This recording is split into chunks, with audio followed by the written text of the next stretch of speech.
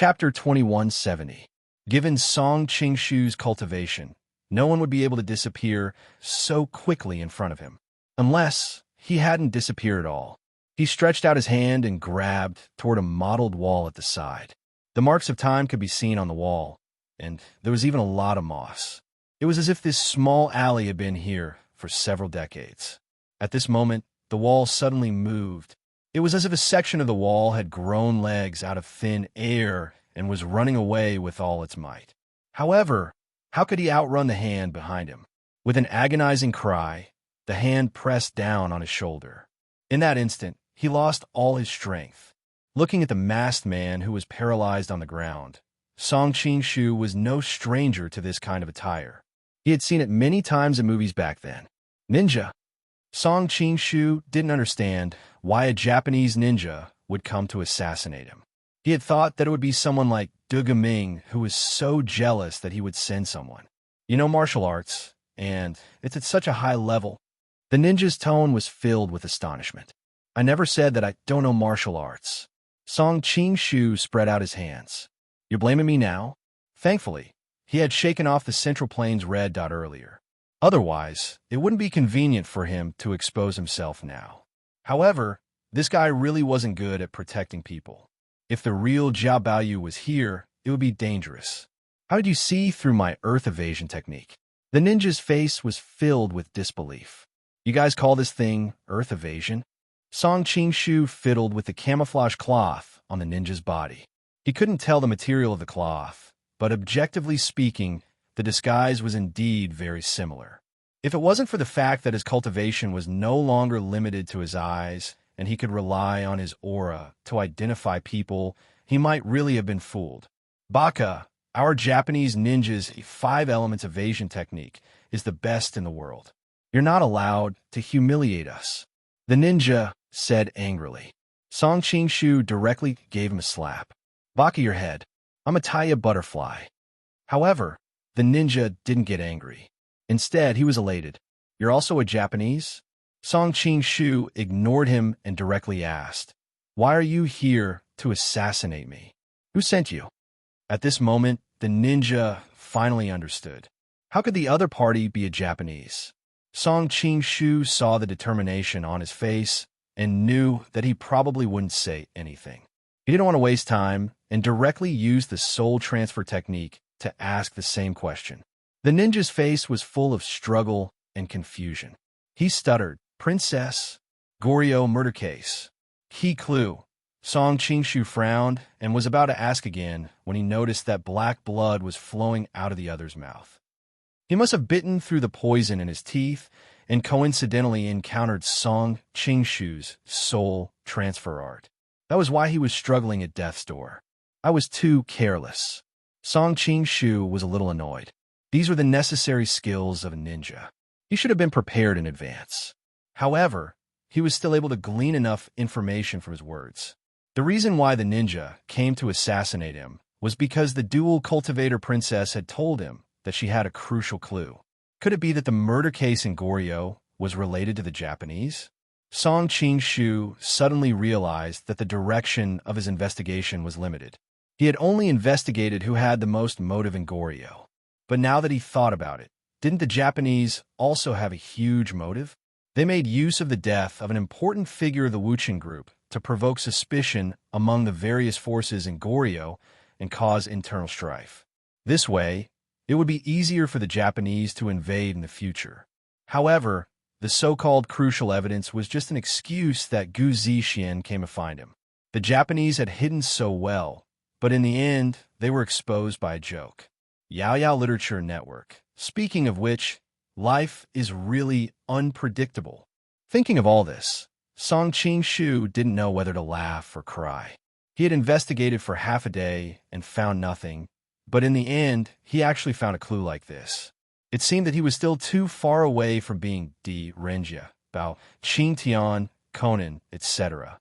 However, he might be able to open up a new line of investigation. A lucky detective? Nothing could beat good luck. Song Qingshu's expression suddenly changed. Wait, since they came to assassinate me, how could they let go of Gu Zixin who provided the clue? Thinking of this, He hurriedly rushed back. Madame Dual Cultivator was having a private conversation with her daughter. He didn't know what they were talking about, but the two of them were blushing. Madame Dual Cultivator was very surprised by his return. Gu Zixian was surprised and couldn't help but feel happy. The two of them had just had the most intimate relationship, and she couldn't wait to be together with him all the time. After Song Qingshu explained the purpose of his visit, Madame Dual Cultivator replied, "There are no assassins here. I think we have strengthened the patrols during this period, so it's not easy for them to make a move." Song Qingshu nodded. After being attacked by the Heavenly Sect, Galdan, Peerless City, and Dual Cultivator Mansion didn't dare to take it lightly. In addition, after the incident in Goryeo, the Western Xia country also sent more people to protect the envoys of various countries. Therefore, it was very difficult for the Japanese ninjas to sneak in. Most of them would choose to make a move when they were outside. Thinking of this, he hurriedly told Gu Zixian again and again not to sneak out to look for him. It was too dangerous. "But I miss you." Gu Zixian's voice had a hint of coquettishness. Madame Dual Cultivator Mansion was very surprised. Her daughter had been cold and arrogant since she was a child. When had she ever shown such a feminine side? "I will come to look for you." Song Qingshu comforted her. Although Gu Zixian's martial arts weren't weak, the Japanese ninjas were very good at unorthodox martial arts. They were especially proficient in the art of assassination. He didn't want her to take risks. Moreover, the sweet and gentle nature of the girl was also very attractive to him. Madame Dual Cultivator Mansion had a strange expression on her face. She thought, "My daughter is going to get married in the future, and you're going too far by stealing my daughter in front of me." However, when she thought of his unfathomable martial arts and the fact that he had helped Dual Cultivator Mansion, she didn't say anything in the end. After coming out of the Dual Cultivator Mansion, Song Qingshu wanted to go to the Japanese side to investigate. However, he hesitated for a moment and decided to look for the Fu sisters first. His identity was a little sensitive, and it would be more convenient for them to come forward to resolve this matter. After arriving at the Korean embassy, Song Qingshu hesitated for a moment and decided to look for Fu Junyu first. This lass had a good relationship with him, unlike her elder sister who was like an iceberg all day long. When she saw him, it was as if she was looking at a thief. "What are you here for?" Fu Junyi just happened to turn a corner and walked out. When she saw him, she couldn't help but frown. "Can I take a look around?" Song Qingshu's lips twitched. He wondered if this woman had been abandoned by a tall, rich, and handsome man in the past. Otherwise, why would she have such a huge grudge?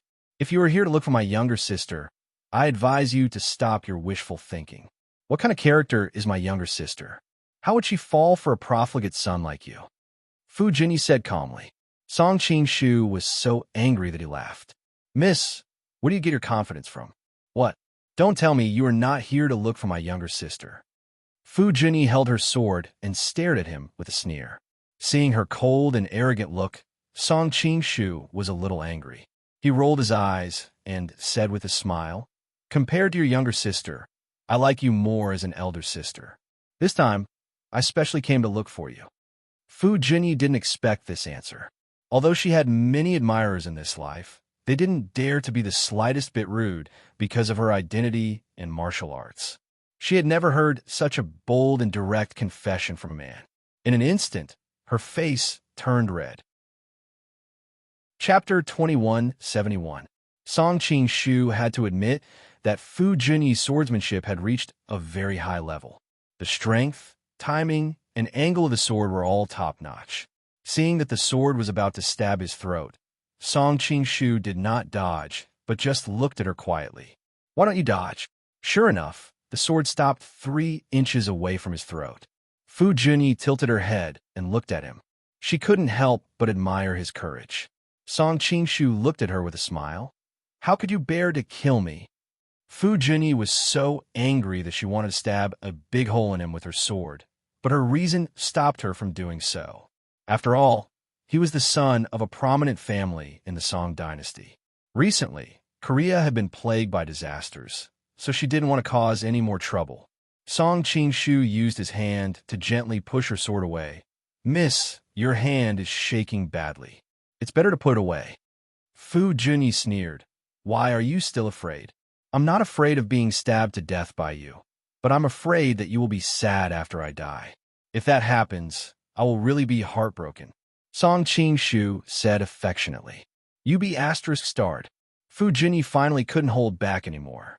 She pulled out her sword again and wanted to slash him. At this time, she didn't care about her usual moves.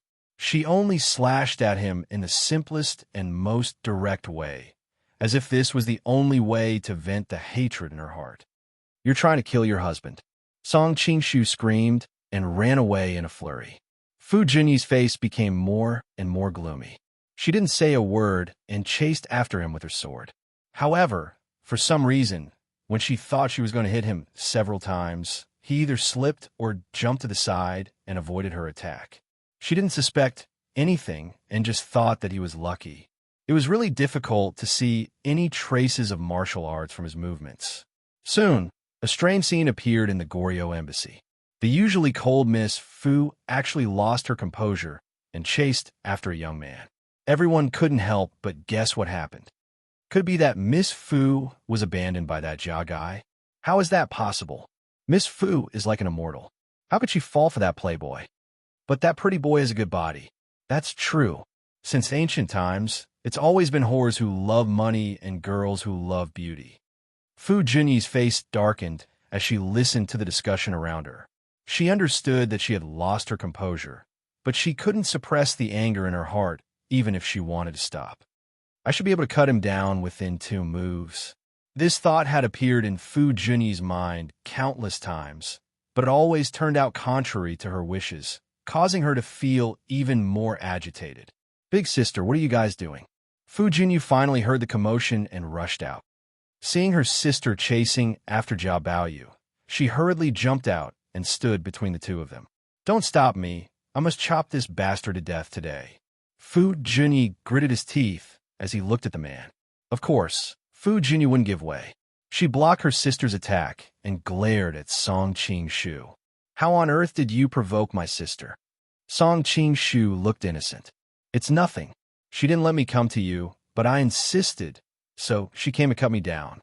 Fu Junyi didn't expect there to be such a shameless person in the world. Is that what you said just now?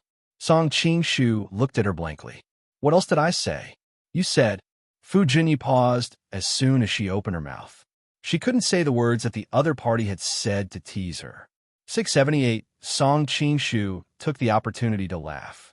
Junyu, your sister actually has a sharp tongue, but a soft heart. Although she wants to kill me on the surface, she has always been merciful. Otherwise, I wouldn't be alive to see you. Fu Junyu couldn't help but laugh. Of course, my sister is so skilled in martial arts. If she really wanted to kill you, you wouldn't be able to escape. Fu Junyi's face suddenly turned red, and she didn't know how to explain for a moment. Fu Junyi took the opportunity to glare at the crowd not far away. Stop looking, or I'll beat you up. Those people knew this little devil's way of doing things. She even dared to beat up the son of the Chui family, let alone them. Therefore, they were all so scared that they scattered. Song Qingshu noticed that Fu Junyi had discreetly bypassed his sister and approached them. For his own safety, he hurriedly said, Ladies, I'm here to inform you that there's some progress in the murder case. Really? Who's the murderer? Fu Junyi hurriedly asked. Fu Junyi, who was beside her, silently inserted the long sword that she had drawn out a few feet back into the sheath. We can't be sure yet, but it's very likely that it's someone from Dongying. Song Qingshu roughly told them about how Gu Zixian came to look for him and how she encountered an assassination attempt. You're quite popular with women. Even the famous and arrogant princess of duo cultivation took the initiative to look for you. Although Fu Junyi was smiling, there was a dangerous glint in her eyes. When I was on my way to Western Xia, I happened to run into them being chased by people from the Heaven's Mandate sect. Our envoy group helped them, so they must be very grateful. Song Qingshu evaded the main point and dwelled on the trivial. Fu Junyi was concerned about another question. Dongying warriors are proficient in the art of assassination. How did you escape? She had some doubts about why she couldn't hit him earlier. Song Qingshu replied calmly, because my family is worried about my safety, so they have arranged for experts to protect me in secret. The Central Plains was a little red, so he took the blame. Protect you in secret? Fu Junyi wasn't surprised that a big family would protect their successor like this. She looked around and asked, "Then why didn't he come out when I was chasing you?" "Because he knew that you couldn't bear to kill me." Song Qingshu smiled. "You." Fu Junyi tightened her grip on the long sword in her hand. Fu Junyi couldn't help but look at Song Qingshu and said, "You brat, you're constantly testing the boundaries of death." "Ahem, let's go to the Dong Ing guest house to confirm it." Song Qingshu decided to guide their attention back to the main topic. "Yes, we do need to confirm it." Fu Junyi nodded. What Jiao Baoyu said earlier could only prove that the Dong Ing guest house was suspicious, but it couldn't confirm that the murderer was really from there. Soon, the two sisters brought Song Qingshu to the vicinity of the Japanese guest house. Looking at the high walls, Song Qingshu thought to himself, "Should I let my older sister carry me in, or should I let my younger sister carry me in? I didn't expect that hiding my martial arts would have such benefits. Wait outside, we'll go in and investigate." Who knew that Fu Junyi's words would directly kill all his hopes? Song Qingshu. "That, I'm not afraid of danger." Song Qingshu hurriedly said, "Donging ninjas are all mysterious and unpredictable. We don't have the energy to protect your safety." Fu Junyi snorted coldly. Fu Junyi also echoed, "You're too weak. We don't want to bring a burden like you along."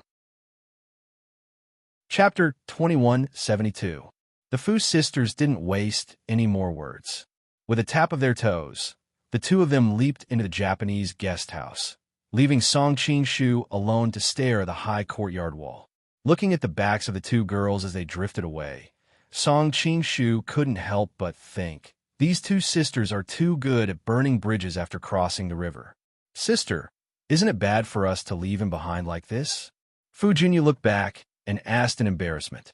Fu Junyi shook her head. "It's very dangerous here. Bringing him here would be harming him instead. I didn't expect that although you're fierce to him, you're actually quite concerned about him." Fu Junyi teased. Fu Junyi's face turned slightly red. "Don't talk nonsense. I care about pigs and dogs, but I won't care about that playboy." Fu Junyi looked back again and was shocked to find that Jiao Baoyu was no longer there. She couldn't help but say, "Did he sneak in? How was that possible?" Fu Junyi curled her lips in disdain. "That kid is glib and afraid of death. Why would he take such a risk?" Thinking of Jiao Baoyu's usual behavior, Fu Junyi couldn't help but chuckle.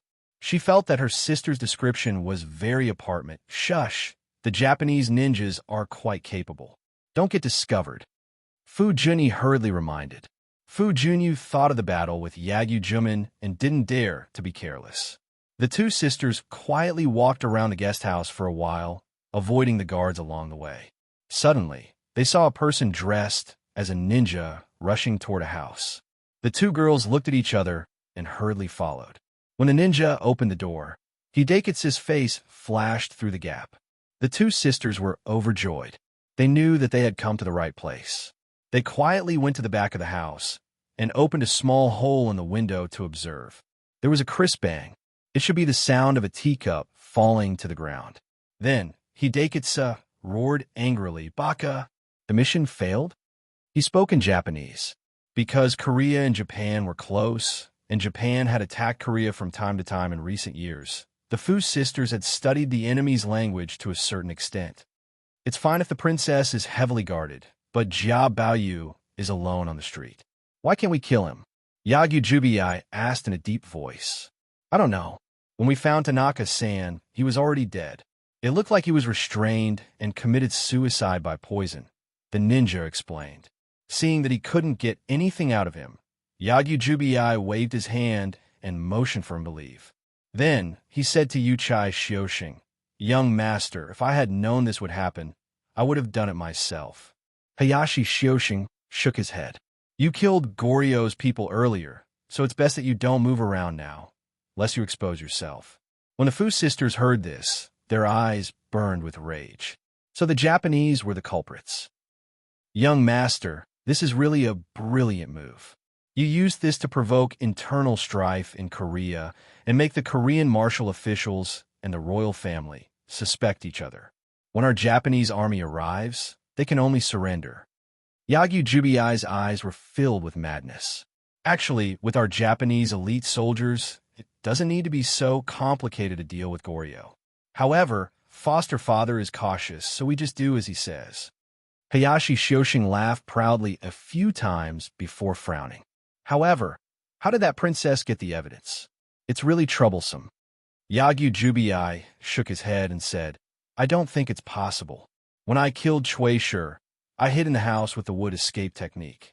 Those people didn't notice me when they came in, and they still can't solve the mystery of the secret room. How would the princess of the western regions know? When Fu Junyu heard him talking about killing her Korean compatriots proudly, she couldn't hold back anymore. With the new and old hatred from his sneak attack added together, she shouted and directly rushed in with her sword. Die, you scoundrel! Fu Junyi didn't hold her sister back. She was angry and anxious. Her sister was too irrational to rush out like this, but now was not the time to blame. She was worried that her sister would be hurt, so she hurriedly rushed up to help. Young master, be careful. The two people in the house were obviously caught off guard by the attack. Fortunately, Yagyujubi reacted quickly and instantly pulled out his long sword to meet the two beauties. It was a pity that he had lost the initiative, and the Fu sisters' bright swordsmanship was ahead of him step by step. When the two of them joined forces, their power was multiplied. Soon, Yagyujubi had several sword wounds on his body. Fortunately, his martial arts was strong, and he barely avoided the vital parts. Otherwise, he might have been lying on the ground. Even so, the wounds on his body kept bleeding, and his strength was gradually draining. He couldn't hold on for long. Baka, Miyamoto, Kojiro, how long are you two going to watch the show? Yagyujubi saw a gap and roared. Fu Junyi and Fu Junyu's expressions changed slightly. They stopped attacking him and looked at the door solemnly. Two Japanese samurai with completely different auras walked in. One of them had messy long hair and seemed to have experienced the vicissitudes of life. The other person's hair was neat and tidy, and he seemed like a clean young master. Didn't your Yagyu family boast that you have the true inheritance of the sword, Saint Shinshin Ryu? Why do you need help? The melancholy and decadent uncle leaned against the door with his sword in his arms. He was not in a hurry to attack. Yagyujubi's face was livid. Baka, Miyamoto Musashi, I know you are not convinced that my grandmaster has been conferred the title of Sword Saint. If you have the ability, go directly to Shangchuan City and challenge him. The decadent uncle looked out of the window. Wizumi Shinsuna, sooner or later, I will challenge him. At this time, the noble swordsman next to him said coldly, You are no match for the Sword Saint. The decadent uncle suddenly became angry. How do you know that you can't beat him if you haven't fought him? The noble young master ignored him and walked straight to the Fu sisters. Let me experience Master Fu's bright swordsmanship. Fu Junyi looked warily at the strange long sword in his hand and suddenly thought of a person. Purple clothes, shoulder-length hair, and a 5-foot-long sword. Are you Sasaki Kojiro, who shocked Japan with the unique skill of Return of the Swallow? Hearing the words, Return of the Swallow, the decadent uncle, who had been cynical, focused his eyes. He wanted to take this opportunity to watch his opponent's unique skill. Unexpectedly, the noble young master replied, Yes, I am Kojiro, but I don't need to use Return of the Swallow to deal with you. The decadent uncle almost choked. He snorted and closed his eyes again. Fu Junyi looked at him. Then this should be Miyamoto Musashi, who is as famous as Kojiro. Little girl, you know a lot. Don't worry, I won't join forces with Kojiro. Just attack him, the decadent uncle said with a smile. Sasaki Kojiro snorted coldly. The long sword in his hand had already been unsheathed. He turned into a purple shadow and attacked the Fu sisters. He knew what Miyamoto Musashi was up to, so he decided to end the battle quickly so that he wouldn't expose too many of his trump cards in front of him. So fast, Fu Junyi was shocked. She pushed her sister away and raised her sword to meet him. Chapter 2173. Ah! Fu Junyi screamed. A button on her ribs had been cut open, and blood soon dyed her clothes red. Seeing that her sister was in danger, Fu Junyu couldn't care less and directly drew her sword to fight. The two sisters' martial arts came from the same source, so there was no hindrance when they cooperated. They finally stabilized the situation. Sasaki Kojuro's movements were strange, and his swordsmanship was fierce, but the two sisters could still defend themselves, so he couldn't do anything to them. Miyamoto, hurry up and go help. Hidekitsu frowned. Yagyu Jubiai was seriously injured, so he didn't dare to send him up again. If he accidentally died here, it would be over. As for the other ninjas, the difference in martial arts was too great, so they would only add to the chaos. Hearing his words, Miyamoto Musashi didn't move. This goes against the samurai spirit. Moreover, I think Kojiro won't be willing to let me help to deal with two women. He wanted to take this opportunity to see what the famous Yinken was all about. There was a saying in Japan that no one had ever seen Kojuro's Yinken. Those who had seen it were all dead. Sasaki Kojiro naturally knew what Miyamoto Musashi was thinking. The two had always been in a competitive relationship, and there would be a life-and-death battle sooner or later. They were both afraid of each other's martial arts, so he didn't want to expose his ultimate move in front of each other. However, facing the two women, he also felt a little embarrassed. So he attacked faster and faster, and his moves became more and more ruthless. The Fu sisters were just able to deal with it. Thinking that there were so many Japanese masters around, the two women inevitably panicked. The most important thing about bright swordsmanship was the state of mind. Once the mind was in a mess, the swordsmanship would be greatly reduced. Under this situation, the two women were suddenly in a precarious situation. It didn't take long for the two women to suffer many sword wounds. Junyu, I'll hold these people back later. Take the opportunity to leave. Fu Junyu knew that if they continued to delay, both of them would die here. Thinking of the licentious and cruel Japanese, even she couldn't help but turn pale. No, I'll cover you. Fu Junyu bit her lips tightly. She didn't say anything stupid like leaving together. In the current situation, there was a chance of survival if one of them was sacrificed to cover the other. If both of them left, neither of them would be able to leave. Your martial arts aren't enough to hold these people back. When the time comes, no one will be able to leave. Furthermore, you're still young. I've lived a few years longer than you, and I've lived enough. Hurry up and leave, don't waste time. Fu Junyu was already planning to use a suicidal method to see if she could create an opportunity for her sister. You want to leave? None of you can leave today. Looking at the sisters' abnormally flexible and tough bodies as they swung their swords, a trace of excitement flashed in Yuchai Xiusheng's eyes. Right at this moment, a wave of clamorous noise suddenly sounded out from outside, and Feather Chai Xiusheng frowned. What's going on outside? Soon, a ninja came in and said something. Fu Junyu vaguely heard something about a fire outside. Baka, why did it catch on fire? Feather Chai Xiusheng was infuriated. Currently, there were so many countries' residences in the city, yet nothing had happened to them. If it was only their territories that had been burned to the ground, then all of them would truly lose too much face. After that, he said to Miyamoto Musashi, who was watching the show, "Go and see if there's anything going on." He wouldn't help if he stayed here. Instead, he would make Sasaki Kojuro's hands and feet tied. It was better to send him away. Miyamoto Musashi was helpless. He casually saluted and followed the genin to check the fire. Jubiai Yagyu was also helped out for treatment. Seeing that both of them had left, Sasaki Kojuro's eyes narrowed. He no longer had any scruples and instantly made his ultimate move. In return, Fu Junyi and Fu Junyu instantly turned pale because they found that at this moment, there were three Sasaki Kojuro waving their swords at them from the front, back, and side at the same time. Generally speaking, as long as the speed was fast enough, a similar afterimage could be formed, but afterimages were afterimages after all. They often only played the role of confusing the eyes and had no real lethality. But the yin return in front of them was different. The three Sasaki Kojuro were absolutely real. Each of them carried a sharp sword chi, which brought a terrible pressure to people. No matter who was hit, there was absolutely no chance of survival. Don't kill them. Hidekitsu hurriedly stopped them. What a joke.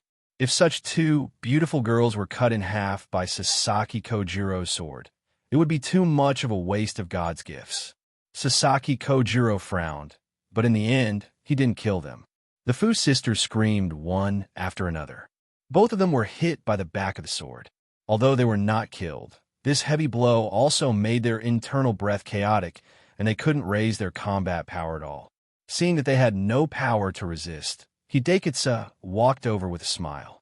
Although the two girls are a little fierce, they look quite good. Take them back to Dongying. One is for my adoptive father, and the other is for my own use. Hey. Hearing his words, the two sisters were so angry that they wanted to take their swords to end their lives.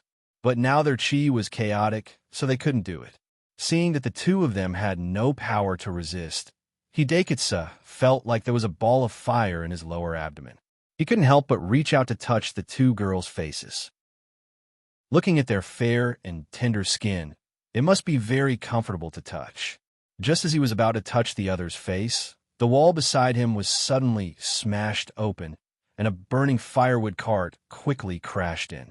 Hidekitsu cried out in surprise and hurriedly retreated. Sasaki Kojiro took out his sword and cut all the scattered stones. Just as he was about to rush over, the burning firewood cart was suddenly overturned, and countless fireballs filled the sky. As the saying goes, water and fire are merciless.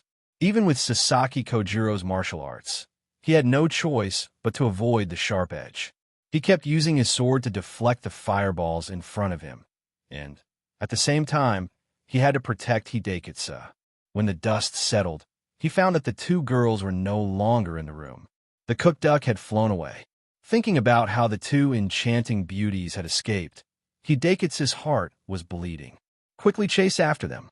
Sasaki Kojiro nodded and ordered the other samurai to protect the young master's safety. He turned into a purple shadow and chased out of the hole. But it was a mess outside, and they were nowhere to be seen. At this moment, in a remote woodshed in Japan's guest house, Song Qing-shu looked at the two pale sisters and shook his head. You guys didn't bring me along when I asked you to come in. Now you're getting what you deserve, right? Fu Junyu said weakly. Thank you. When she said this, the wound on her body was aggravated, and she was in so much pain that she immediately broke out in cold sweat. Fu Junyu looked around and said worriedly, Why are you still in the Japanese territory? Why don't you run out quickly? Song Qing-shu explained, The most dangerous place is the safest place. If I run out with you too, I won't be able to run fast. It won't be long before the Japanese masters catch up with us. It's better to hide here. Chapter 2174. Hearing his words, Fu Junyi looked at him in surprise. She didn't expect the playboy in her heart to have such insight. Junyu's right. Staying here is the best way. Fu Junyu frowned slightly. But the Dongying people will find us sooner or later. Jia, sneak out and inform the people in the Korea guest house to send someone to pick us up. Song Qing-shu shook his head. You and your sister are the best fighters in Korea. Even you are finished. What can the rest of the people do? Unless you go to Shixia to seek justice. But Dongying can completely deny this. You have no evidence, and Shixia is unlikely to offend the stronger Dongying for the sake of the weaker Korea. Fu Junyu looked upset. It's all my fault. If I hadn't rushed out impulsively just now, I wouldn't be so passive now. Fu Junyi hurriedly comforted her. You don't have to blame yourself. No one expected that the Dongying people's martial arts were so high. Sasaki Kojiro was so powerful, and there was still Miyamoto Musashi who hadn't made a move. Thinking of this, she felt a little desperate.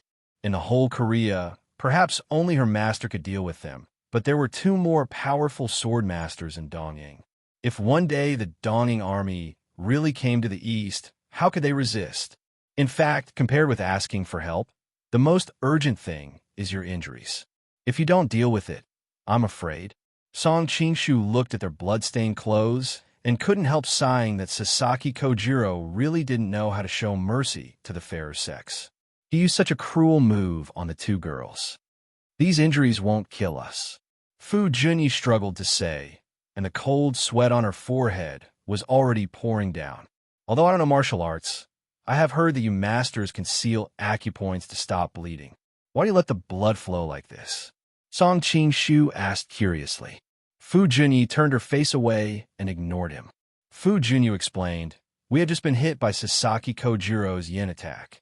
Now our internal breath is chaotic. I'm afraid we can't use genuine qi for a few hours. How can we seal acupoints to stop bleeding?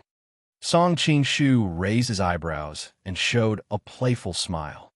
In that case, let me seal acupoints to stop bleeding. Fu Junyi frowned. You know how? I don't know, but you can teach me. Song Qing-shu rubbed his hands together, looking like he was asking for a beating. Anyway, I see that you're just pointing here and there. Fu Junyi snorted and turned her head to the side again. It was obvious that she could not be bothered with him. Fu Junyi, on the other hand, explained patiently, it's not the same.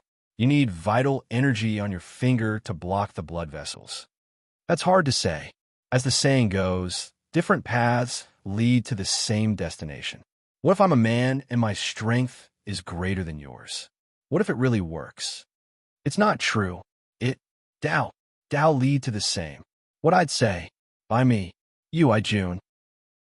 How is that possible? Fu Junyi sneered. Since you're already like this, I might as well give a shot, Song Qing-shu said with a smile. Maybe I'm talented and can learn it in a short time. Who are you calling a dead horse? Fu Junyi was instantly annoyed. Song Qing-shu couldn't help but sigh. Women's way of thinking was a little strange. At this time, she actually cared about these issues. Since you guys are unwilling, then take off your clothes and bandage your wounds. It should be the same. What did you say? Fu Junyi was instantly enraged, and the bleeding from his wound increased. Even Fu Junyi, who was at the side, stared at him strangely. Don't you know that I used to hang out with the famous Song Ci? I know the structure of the human body very well. It's not difficult to bandage wounds. Song Qing-shu patted his chest and said. He thought that Song Ci's tiger skin was really useful. Don't you know where we're injured? Fu Junyi gritted her teeth. The house of I know, but in the eyes of doctors, there's no gender distinction. Song Qing-shu looked serious, but his eyes couldn't help but fall on their bleeding ribs and thighs. He thought that Sasaki Kojiro was really insidious, specifically picking such sensitive parts. Go to hell. When we catch our breath, we'll bandage ourselves. We don't need you. Fu Junyi's originally pale face flashed with a hint of red. Are you sure? Looking at your state, I'm afraid that you won't have the strength to move for an hour.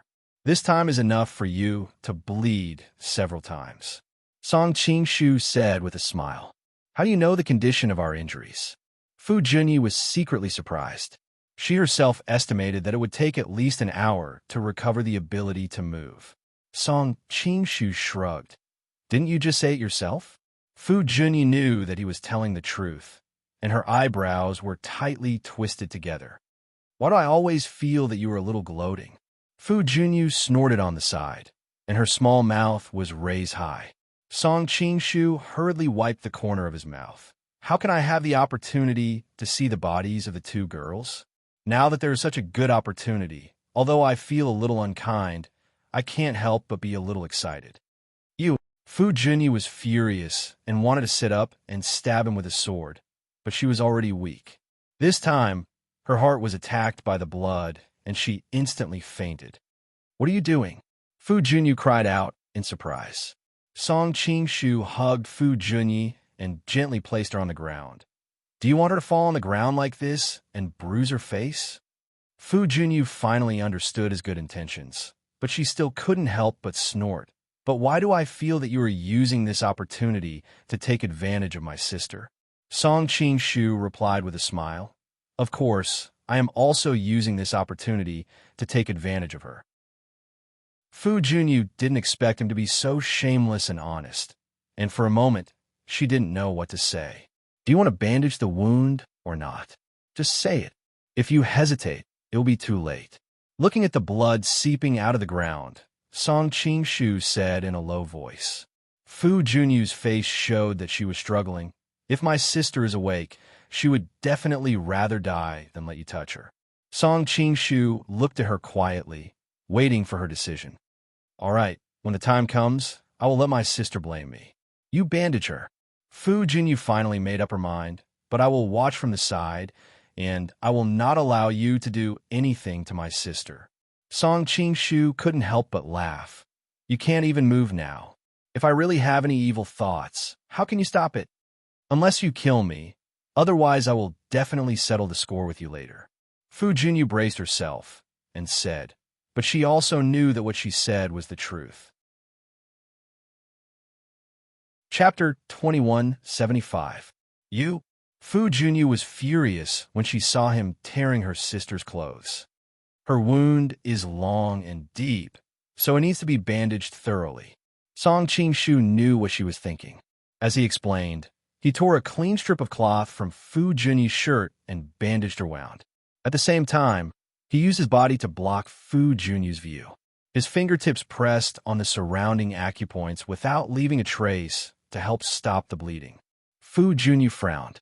She knew he was telling the truth, but she didn't know whether she should stop him or not. She saw him take out a porcelain bottle and sprinkle some brown powder on her sister's wound. She asked hurriedly, "What is this?" Tianqi Shark's gallbladder powder. It's an elixir developed by the master of Peach Blossom Island. It's very effective in treating external injuries. Song Qingshu had sent Huang Rong back to Peach Blossom Island for a while. Huang Rong knew he was wandering in Jianghu and was worried about him. She gave him a lot of elixirs from Peach Blossom Island. If Huang Yaosher saw it, he would be heartbroken. The master of Peach Blossom Island, one of the 5 greats of the Central Plains. I heard my master mention him in Goryeo. I heard that he was not only good at martial arts, but also a genius in refining elixirs. Fu Junyu looked fascinated. She suddenly thought of something and her expression changed. She stared at Song Qingshu and asked, "How did you get elixirs from such a person?" Song Qingshu's heart skipped a beat, but he replied in a normal tone, "A friend gave it to me. My family has some influence in the imperial court." Fu Junyu knew that the Jia family was the most powerful family in the southern Song dynasty. Someone must have tried to get elixirs from Huang Yaosher and sent them to the Jia family to curry favor. Song Qingshu applied the medicine for Fu Junyi and then bandaged her wound. During the whole process, he inevitably touched her skin. If it was a few years ago, the smoothness and elasticity of her skin might have made him restless. But now he had seen countless people, and the whole process was extremely calm. The only thought that came to his mind was that the Goryeo woman was really fair. Fu Junyu stared at him during the whole process. Seeing that he didn't take advantage of her, she let out a sigh of relief. He gently put Fu Junyu on the pile of firewood. Song Qingshu looked back at Fu Junyu and said, "It's your turn." Fu Junyu's face turned red. "My injuries aren't as serious as Big Sister's. There's no need." Song Qingshu pointed at her ribs. "It's still bleeding. I won't die anytime soon." Fu Junyu still refused. "That's not necessarily true. If you bleed, you'll only last a little longer than your sister." Song Qingshu saw that she was still pursing her lips and shaking her head. So he changed his way of persuading her. "If you don't treat such a big wound in time, it'll leave a scar in the future." Scars? Sure enough, Fu Junyu didn't care about her life and death just a second ago. But when she heard that it might leave a scar, she was scared. Song Qingshu shook the medicine bottle in his hand. "This is Island Master Huang's spiritual medicine. He will be fine as long as he heals it in time." Fu Junyu bit her lips tightly, clearly having an intense mental struggle. After a long time, she replied, "If you dare to take advantage of me, take advantage of me. I'll kill you." Seeing her scared and conflicted expression, Song Qingshu couldn't help but laugh. "Don't worry. In my hometown, it's not a problem for a woman to let a man put sunscreen on her naked body. What about you?" Fu Junyu was shocked. "Where's your hometown? Why is it so promiscuous?" You won't know even if I tell you." Song Qingshu felt a headache coming on, so he decided not to explain. "No, you have to cover your eyes." Fu Junyu suddenly thought of something and hurriedly stopped him. Song Qingshu was stunned. "Why didn't you tell me when I was bandaging your sister's wound?" These women's reactions are really similar. In the past, when something like this happened, they also wanted me to cover my eyes. Iyun Chinese Fu Junyu blushed and looked at her sister guiltily. Seeing that she was still unconscious, she secretly heaved a sigh of relief. I was too flustered just now, so I didn't think about it. Song Qingshu picked up a strip of cloth and waved it in front of her eyes. Are you sure you want me to cover my eyes? I don't mind, but don't blame me if I can't see with my eyes covered. If my hand touches something that shouldn't be touched, you can't blame me. Now, he naturally had no interest in taking advantage of this kind of opportunity to take advantage of her. Fu Junyu frowned, but she quickly gave up. Forget it, don't cover your eyes. Song Qingshu shrugged and leaned over to treat her wound. When the dress around the wound was torn open, Fu Junyu's whole body trembled slightly. Her eyes were faintly filled with tears, as if she was about to cry at any time. Seeing this, Song Qingshu really couldn't tease her anymore. Throughout the whole process, he treated her wound with a serious expression. After about the time it took for a joss stick to burn, he finally finished bandaging her wound. All right. Do you have to look like you've been insulted? Song Qingshu took off his coat and divided it into two. One half covered Fu Junyu's body, and the other covered her wound. Who knew that after hearing his words, Fu Junyu finally couldn't help crying. For so many years, I've been fantasizing about the situation of showing my pure body in front of my lover. Who knew that all this was ruined by you? Song Qingshu looked depressed. You say it as if I really did something to you. Do you also lose your chastity when your skin is exposed in Korea? You're still talking. Fu Junyu cried, even more sadly. After all, she was still young. Today, she experienced a moment of life and death, and her family almost left.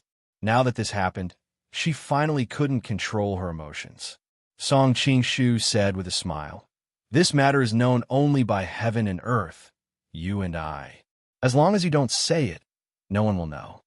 But I know it myself." Fu Junyu became more and more regretful. If I knew it would be like this, I wouldn't have let you treat me just now. Song Qingshu pointed at Fu Junyu. Then are you going to let me see your sister's body and you stay out of it? When that happens, what will you do to her? Fu Junyu blinked her eyes. How could there be such a shameless person in this world? But for a moment, she didn't know how to refute. Junyu, did he bully you? At this time, Fu Junyu slowly woke up and vaguely heard the two arguing. Sister, you're awake? Fu Junyu was immediately surprised. Fu Junyu nodded. Just as she was about to say something, she suddenly noticed the condition of her clothes. Not only her chest, but even her thighs had been bandaged. She suddenly raised her head and stared at Song Qingshu. You did this. What else? Song Qingshu waved his hand. You don't have to thank me too much. Fu Junyu gritted her teeth. Did you see anything that you shouldn't have seen? Song Qingshu thought for a moment and answered. If I said I didn't see anything, I don't think you would believe me. As for what you shouldn't have seen, I don't know. I think I saw everything. I'm going to kill you. Fu Junyu felt a rush of blood rushing to her head. She struggled to pick up the sword beside her. Song Qingshu was shocked and hurriedly shrank back. Is this how you treat your savior? Fu Junyu hurriedly persuaded. Sister, don't blame him. I agreed to let him save you just now. If you want to blame someone, blame me. Jia, don't deliberately make my sister angry. Chapter 2176. Fu Junyu's countenance changed. After a long while, she let out a long sigh. We Koreans aren't people who would bite the hand that feeds us. This time around, we sisters were lucky to have Gongzi's help.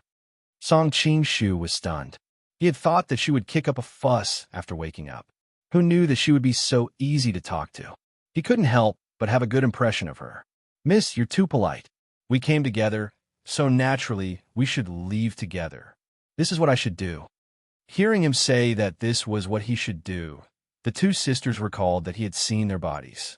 For a moment, they had strange expressions on their faces, thinking that this was what he should do. Just when Fu Junyu was about to say something, Song Qingshu suddenly frowned. Shoo, someone is coming over here. Quickly hide. After speaking, he got up and helped the two sisters to a pile of firewood at the side. After that, he brought a pile of straw over to cover the bloodstains on the ground with firewood. Fu Junyi harumphed. Don't come up with any ideas and take advantage of us. As she spoke, she frowned because she had also heard the footsteps. She was secretly surprised. Could it be that her hearing had deteriorated due to her injuries? Seeing that Song Qingshu was still standing outside, Fu Junyi became anxious. What are you still standing there for? Quickly hide in here. Song Qingshu was stunned. After that, he smiled. Sure. He had originally planned to climb up to the beam to hide, but seeing that they had taken the initiative to invite him, he naturally wouldn't stand on ceremony. He directly crawled in between the two girls. The feeling of hugging one girl on each side was really not bad. The space in the pile of firewood was small to begin with. It could be said that the three of them were squeezed together. They could clearly feel the heat and elasticity of each other's bodies. Song Qingshu was calm and composed, but the two sisters were suffering. Their faces were red, but they couldn't say anything. Stay away from me. Fu Junyi finally couldn't hold it in and spoke first. Fu Junyi, who was at the side, had a strange expression on her face. She thought that the place was only so big. If she stayed away from him, wouldn't all of them be in her arms? She hurriedly said, "Be quiet, they're coming in." Creak. The door was pushed open and a few Japanese samurai came in to search the surroundings. They were mumbling a bunch of gibberish, as though they were conversing. It was a pity that Song Qingshu couldn't understand a single word. He guessed that he could only understand words like yamit. Very soon, the Japanese samurai arrived before the pile of firewood. Song Qingshu could clearly sense that the bodies of the Fu sisters had stiffened a lot. Usually, the sisters would definitely not place these minions in their eyes. But now that they were heavily injured, they had no strength to resist. If they were to fall into the hands of the Japanese, it was obvious what kind of miserable fate awaited them. The Japanese samurai clearly noticed the firewood as well. He drew his sword and stabbed it.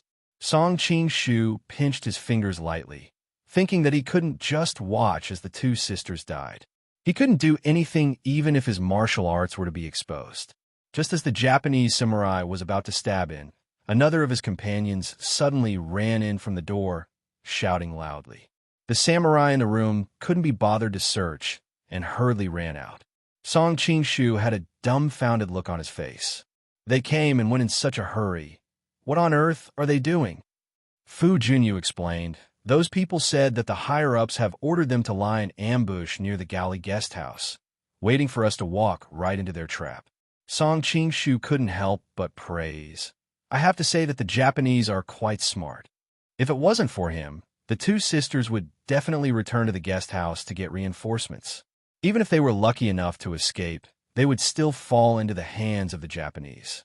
Fu Junyi, who was at the side, had a grim look on her face. The Japanese have been internally divided for a long time. The various powers have been fighting for 100 years, and they call it the Warring States period. Naturally, they're all proficient in the art of war. On the contrary, our galley has been peaceful for a long time, and our country is ruled by powerful officials. If we were to really go to war, I'm afraid Song Qingshu couldn't help but admit that her judgment was very reasonable. In history, the few times the Japanese had invaded Galley, it was almost always a one-sided conquest. In the end, they would have to rely on the dynasties of the Central Plains to clean up the mess. Everyone thought of their own worries, and, for a time, everyone fell into silence. Until, how long do you plan to hug us like this? Fu Junyi finally couldn't take it anymore.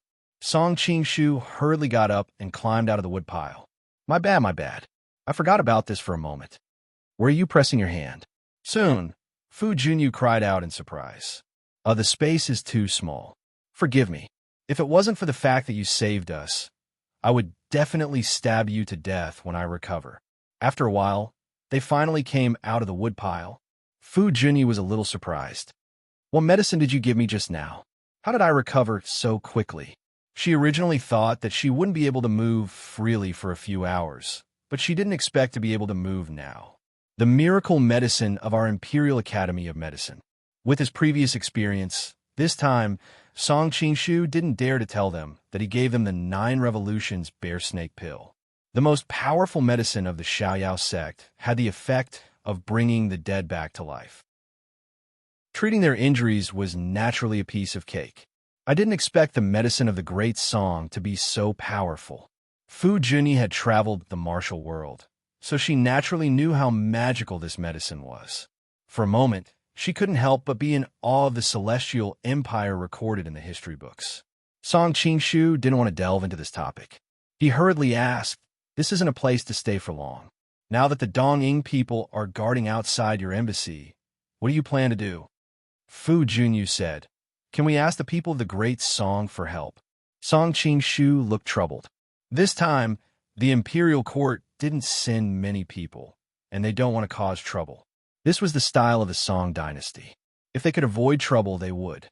They wouldn't easily offend a powerful enemy for a weak country. Fu Junyu pursed her lips. "I thought that your family was powerful in the kingdom of Song, but it turns out that you're also useless." Song Qingshu could only smile bitterly at her sharp tongue. Fu Junyi thought for a moment and said, "Let's go to the Class 1 hall and ask for help from Xixia. They are in charge of the investigation of this case, and they are also the host. There's no reason for them to stand aside and do nothing." Song Qingshu nodded. "That's a good idea." After their discussion, they rushed to the Class 1 hall. The sisters were heavily injured. Although they could move, they were still weak. They needed Song Qingshu to support them from the side. Be it Fu Junyi or Fu Junyu, no man could get within 3 feet of them. However, when they thought about how he had seen everything that shouldn't have been seen when he was bandaging their wounds, they hesitated for a moment before letting him support them. On the way out of the Dongying embassy, they ran into trouble a few times, but Song Qingshu relied on his powerful divine sense to avoid them. As a result, the sisters kept sighing about their good luck. They didn't even run into a single guard. Just like that, they arrived at the Class 1 hall. Yilu Nanxian happened to be there as well. When she heard that Jia Baoyu from the Southern Song dynasty had come, she ran out excitedly. However, when she saw him hugging 2 girls, her smile froze on her face. Song Qingshu also felt a little guilty. He hurriedly explained, "They're heavily injured. It's hard for them to stand up straight." Yilu Nanxian waved her hand and found some maids to help them. The Fu sisters didn't care about being supported. They hurriedly explained their purpose of coming and asked for help from Xixia. Chapter 2177. They didn't expect such a direct rejection. The Fu sisters were stunned. Song Qingshu opened his mouth, but wisely chose not to say anything in the end. He felt that the atmosphere was a little strange. "Why are you like this? Are you not going to care about what happened in Western Xia?" Fu Junyu was a little more impulsive than her sister. She couldn't help but ask, "You said that the Japanese killed your people. Where is the evidence?" Yilu Nanxian asked. "Evidence?" Fu Junyu was stunned. "We heard it with our own ears. How can it be fake?" Yilu Nanxian shook her head. "You are related to the victims. Your testimony is not valid. The people from other countries won't believe you." And he heard it too. Fu Junyu pulled Song Qingshu over. Actually, she was lying. Song Qingshu wasn't there at the time, but she believed that with their friendship, he wouldn't make things difficult for her. As expected, Song Qingshu hesitated but didn't say anything. Yilu Nanxian's gaze fell on their linked hands. Her tone became colder. "He is in charge of this case, but his testimony is still not convincing. Otherwise, he won't be able to find the truth.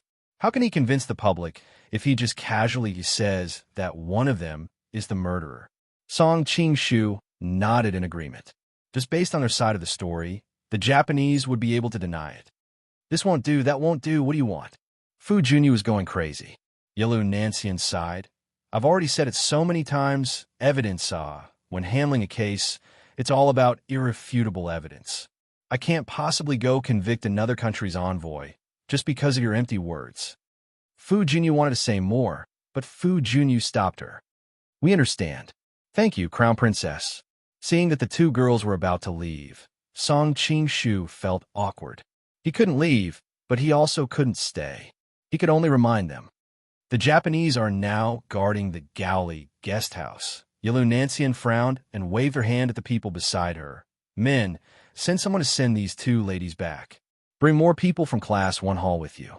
The other 2 ladies are injured. Let them sit in my carriage. Yes. Someone had already started to choose experts to escort them.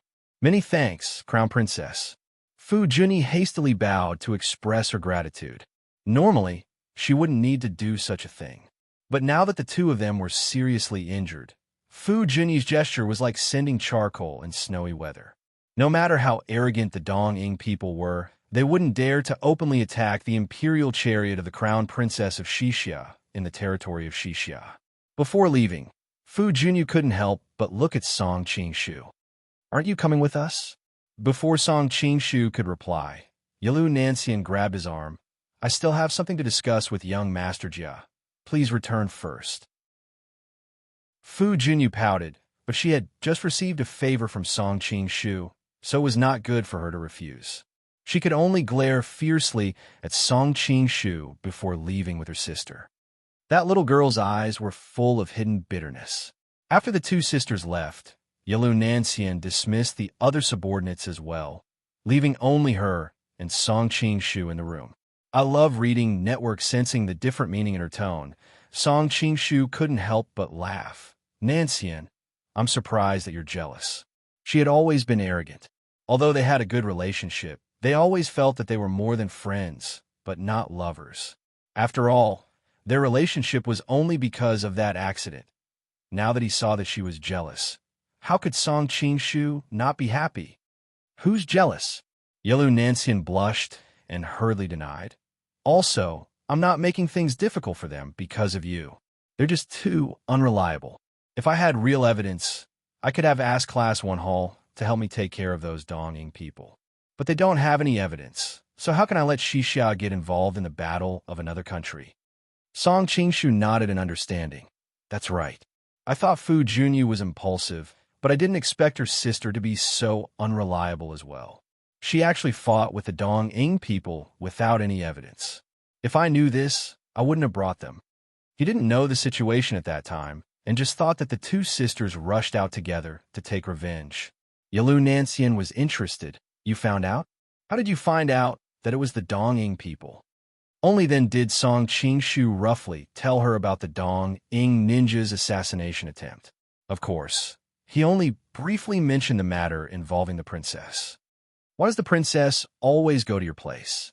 Yilu Nancian's 6th sense told her that there was something wrong. Song Qingshu hurriedly said, Actually, I've been thinking about who leaked the information. What do you mean?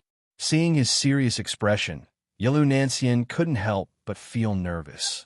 The princess came to me saying that she had crucial information about the murder case, but then I was assassinated by the Dong-ing people. At that time, only the Southern Song people heard about it. I don't know who informed the Dong-ing people. Song Qingshu's expression was solemn. Could it be that the peerless city of the dual cultivators leaked the information? Yilu Nancian asked. Song Qingshu shook his head. No, the princess didn't know anything about the murder case. She just made it up in the Southern Song guest house. Suddenly, he noticed that the atmosphere was a bit strange and quickly shut his mouth. Yilu Nancian said with a half-smile, Oh, so the princess found an excuse to meet you. Ahem. Song Qingshu hurriedly drank some tea to hide the awkwardness in his heart. Talking about another woman in front of another woman, no matter how he looked at it, wasn't a wise choice. Yilu Nancian didn't pursue the matter any further. She stopped joking around and said seriously, Don't go around fooling around for the next few days. The betrothal contest will officially start tomorrow. Don't make it so that you can't be found by then. Qinglu will be furious. Oh, it starts tomorrow? Song Qingshu's expression changed. Yilu Nancian nodded. After a discussion with Wan Qing and Qinglu, we decided that the betrothal contest will be divided into a martial test and a literary test. I don't know if it's because the prince is too tempting or because Qinglu's beauty has spread far and wide, but there are too many people here, so we will first have a martial test to eliminate some of them. Then the top 32 will enter the literary test. Song Qingshu was speechless. So many people, only 32 can advance. The process must be very cruel. How are you going to compete? Yilu Nancian took out a scroll and pointed at it, explaining, First, we will participate in the preliminary selection. Then we will be randomly assigned 4 people to a group. The final winner will participate in the next elimination round. The elimination round will be a 2-on-1 battle. The winner will continue to advance, and so on. Song Qingshu frowned. There are 2 questions. First, did they prepare for the various countries' princes and princesses? If a few important people meet in the group at the beginning, and only one can advance, it will cause dissatisfaction from all sides. The other question, if you lose in the elimination round, you will be eliminated. Chapter 2178. Are we going to stop after the top 32, or are we going to keep competing until the champion is decided? Song Qingshu asked curiously. Originally, the top 32 is enough, but Qinglu said she wants you to help her win first place, so she can get married in style. Yalun Nancian chuckled. As the saying goes, there is no first place in literature and no second place in martial arts. Once the competition starts, people from all over the world will want to decide the winner. Song Qingshu felt a headache coming on. This is troublesome. Under normal circumstances, I don't mind, but now I'm using Jia Bayu's identity. How can I win first place? Yalun Nancian gloated. I'm not sure about that. In any case, Qinglu said she will only marry the final winner. As for how to win, you figure out yourself. Thinking of Li Qinglu's strange appearance, this could really be her idea. Song Qingshu was at a loss. If that's the case, then what's the point of the written test? Yalun Nancian chuckled. Aren't you afraid of accidents happening before? If you really fail and don't win first place, Qinglu will really marry someone else. That's why we decided on the written test. After all, the written test is different from the martial test. It's easier to choose people according to our wishes. It's easier to manipulate things behind the scenes, I understand. Song Qingshu's worry finally turned to joy. It seems like even though Qinglu said that, she's still on my side. Yalun Nancian said, Qinglu will marry you no matter what, but her desire to marry in style is also real. So, Brother Song, it's best if you win first place for her. She will be very happy. After all, you know she can't marry you openly, so she will find some balance in this area. Song Qingshu replied seriously, Don't worry, I will definitely win first place. But he was secretly having a headache. How could he win first place? Once his disguise was exposed, it could easily cause a chain reaction. These are your opponents for tomorrow. Do you want to take a look? Yalun Nancian turned around and took out a list. Song Qingshu shook his head. Not in the mood to look, no need. The participants in the group selection were usually ugly people. There was no need to pay too much attention to them. That's true. I'll show you the matchups after the group stage results are out. Yalun Nancian was very clear that with her lover's martial arts, even if he was one of the finalists, she didn't need to worry too much about him. Of course, whether or not he could reveal his true strength was the biggest problem. So when the time comes, you'll definitely be pleasantly surprised by the gift that Qinglu prepares for you. Thinking of all the interesting things that happened in the past, Yalun Nancian couldn't help but smile. Li Qinglu, that lass, really knew how to play tricks on people. Song Qingshu glanced at her with a strange expression, but he just happened to recall something and didn't pursue the matter. Right. Have you set up bets for the groom search competition? Betting stalls? Yalun Nancian blanked, unable to react in time. This is such a good opportunity to make money. I can't let it go to waste. Song Qingshu thought of the World Cup matches in his previous life. Every time that happened, there would be a carnival of betting. Who knew how much profit it brought to the betting industry? How could he miss such an opportunity? After all, in order to support so many factions and armies, even though there were taxes, money was still flowing out like water. Because the match has just been announced, the gambling houses in the city can't set up the betting stalls so quickly. Yalun Nancian replied, Take back all that authority. Let the officials set up the betting stalls. Song Qingshu said excitedly. Yalun Nancian was a little troubled. Fighting with the people for profit, it wouldn't be good if word got out. Song Qingshu frowned. Only then did he remember that the officials in this world were all righteous and righteous. If he wasn't careful, he'd be scolded to death. How could they be as efficient as the betting stalls in his previous life? If that's the case, then we won't show up directly. Let the gambling houses be our agents and give them some of the soup. We can also make use of their channels and expertise. Song Qingshu thought for a moment and said, remember to raise my payout a little, so that when the time comes, they can bet more on me. Yalu Nancian pursed her lips into a smile. That won't be a problem. Class 1 Hall has gathered a lot of people with talents in this field. I'll let them follow up on this. By the way, do you remember what you promised me last time? Song Qingshu was startled. What is it? Yalu Nancian's mouth twitched, her face full of resentment. You really forgot.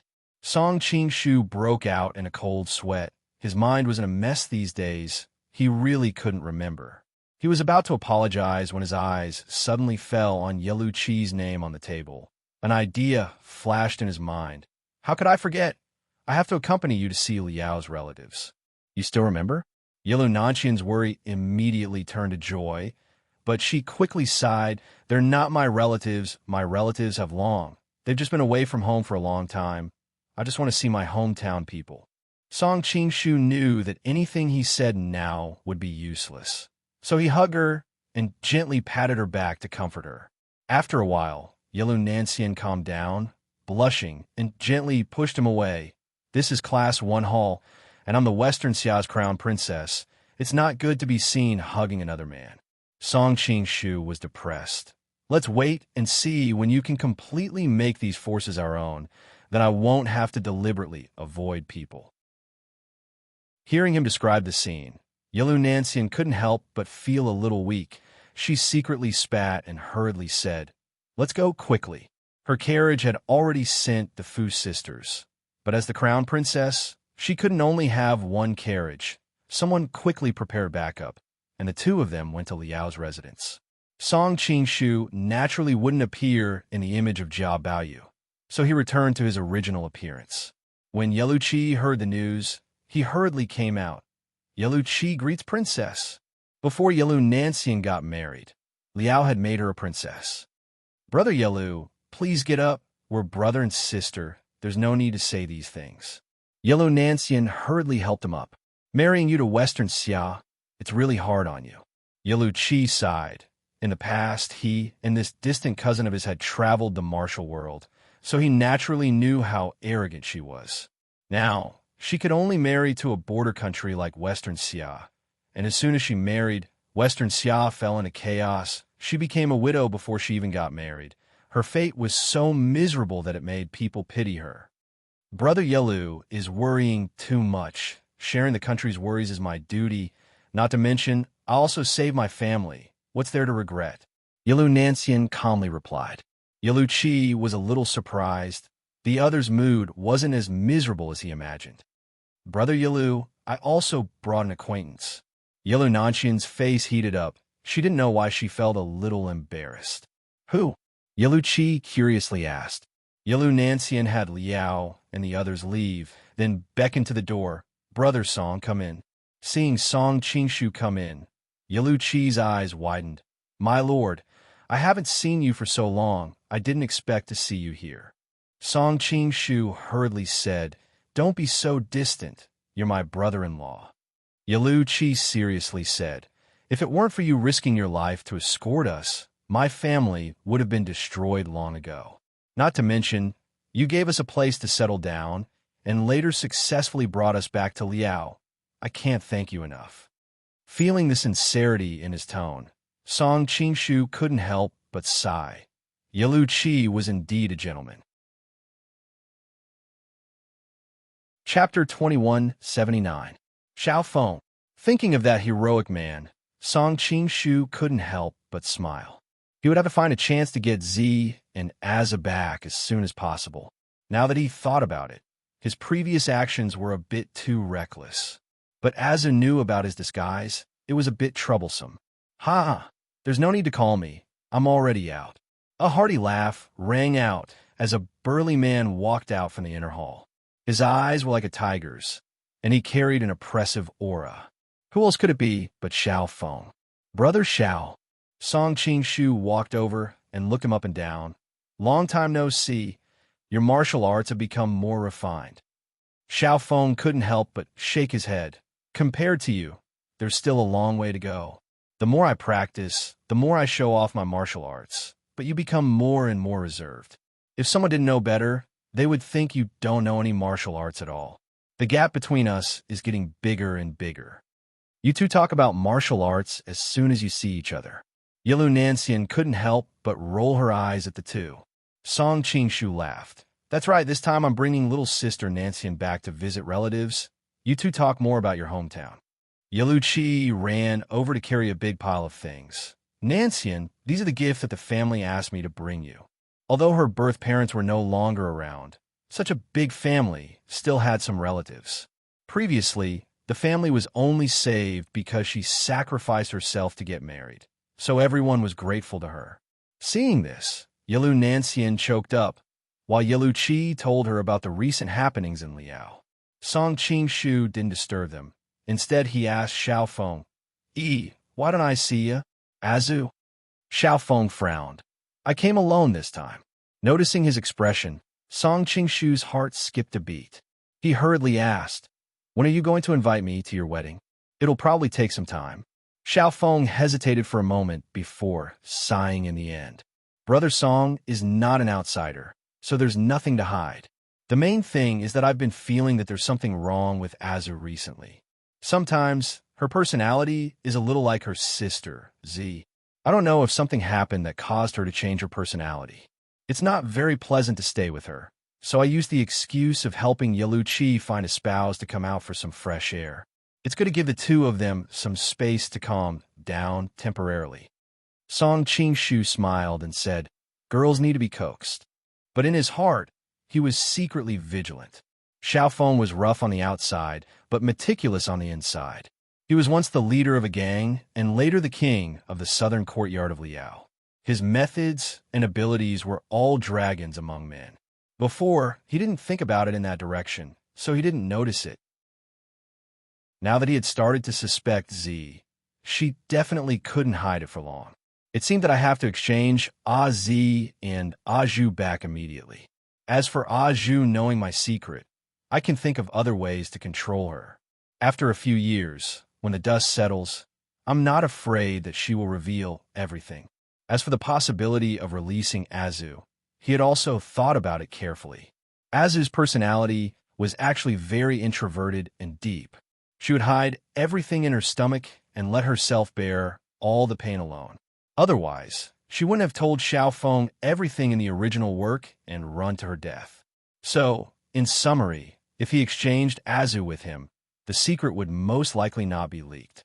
Of course, the most reliable method was to kill her and end all troubles once and for all. But in the end, Song Qingshu wasn't a cold-blooded person. He couldn't do such a crazy thing. Brother Song, what are you thinking about? Seeing that he was lost in thought, Xiaofeng called out to him a few times. No, nothing. Song Qingshu hurriedly changed the topic. I'm just curious about who Brother Zhao's opponents are this time. I'm sure they'll be in despair when they draw you. Xiaofeng smiled bitterly and said, you also know that it's impossible for me to marry that princess. I'm participating in this completely for the sake of peace and to help Yilu Qi. In the middle, I'll find a time to withdraw myself.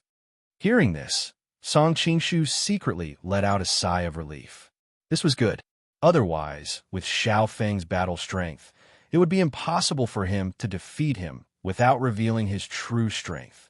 All right, let's not talk about these troublesome things. It's not easy to meet you. Come, let's drink a few dozen bowls. Xiaofeng pulled him into the house and brought out a few large jars of wine.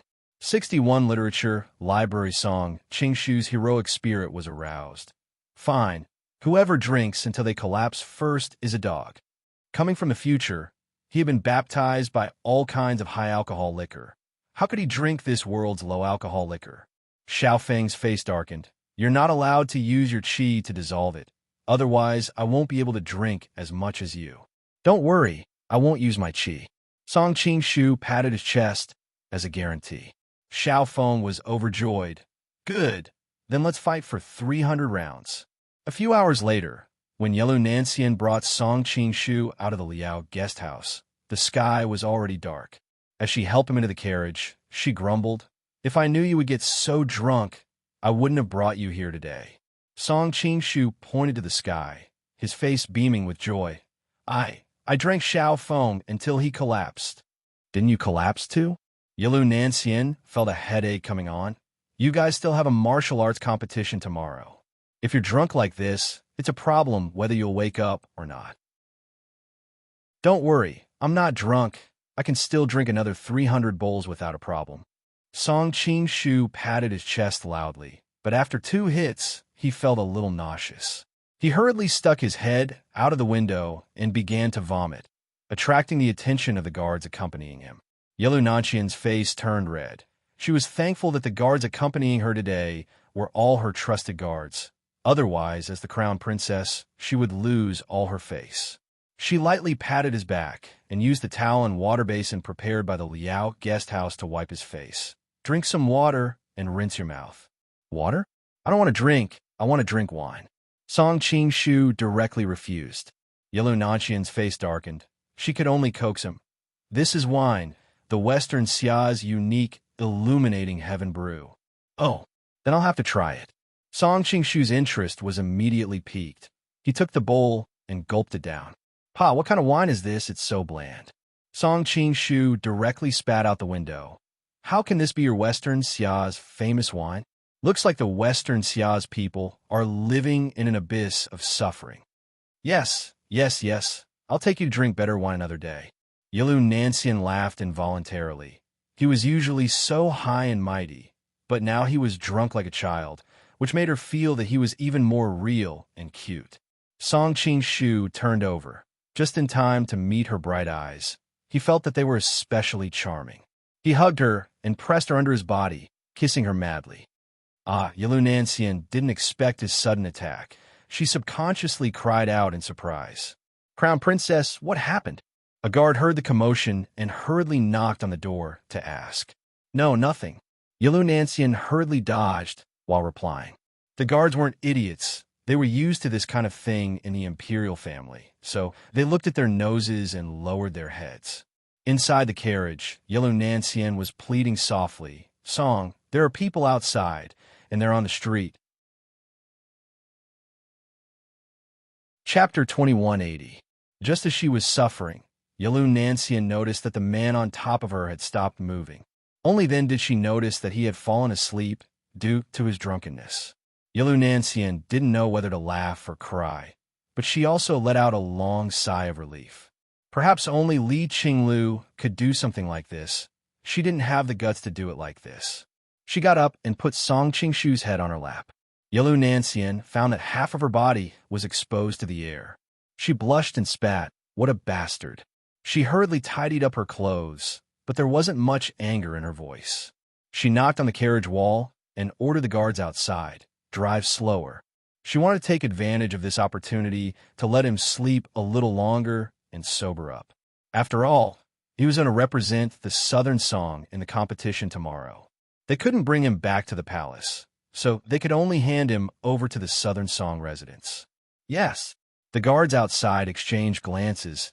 Each of them had an understanding expression. If Yilu Nanxian knew that they were thinking the wrong thing, she would definitely whip them. But no matter how slow the carriage was, they would eventually reach the destination. After nearly 2 hours, they finally arrived outside the Southern Song residence. Most of the people from the Southern Song residence had already fallen asleep. Of course, Shui Baochai and the others were still awake, worrying about Jia Baoyu's disappearance. When they saw him return, they couldn't help but be overjoyed. But when she saw that it was the Western Xia's crown princess who brought him back, her expression couldn't help but become a bit strange. Yilu Nanxian didn't care too much. She kept telling her, Miss Shui, he drank a little too much. I'll have to trouble you to take care of him. On the road, she had already changed Song Qingshu's appearance to Jia Baoyu's. Shui Baochai took Song Qingshu from her hands and put him on her shoulder.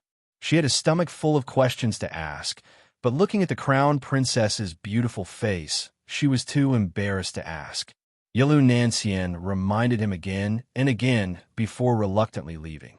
At the same time, she ordered her guards to stay behind and protect Song Qingshu in secret. Although she knew that with her lover's cultivation level, If someone really tried to harm him, he would immediately sense the danger and wake up. Still, it was better to have an extra layer of insurance. After watching Yelu Nancian leave, Xue Baochai supported Song Qing-shu as they walked into the courtyard. It was so late, and she didn't want to disturb the others. Who did you drink with? With the crown princess? Even she herself didn't quite believe it. Although Yelu Nancian's face was a little red, it was clear that she hadn't drunk much. How could she possibly make him this drunk?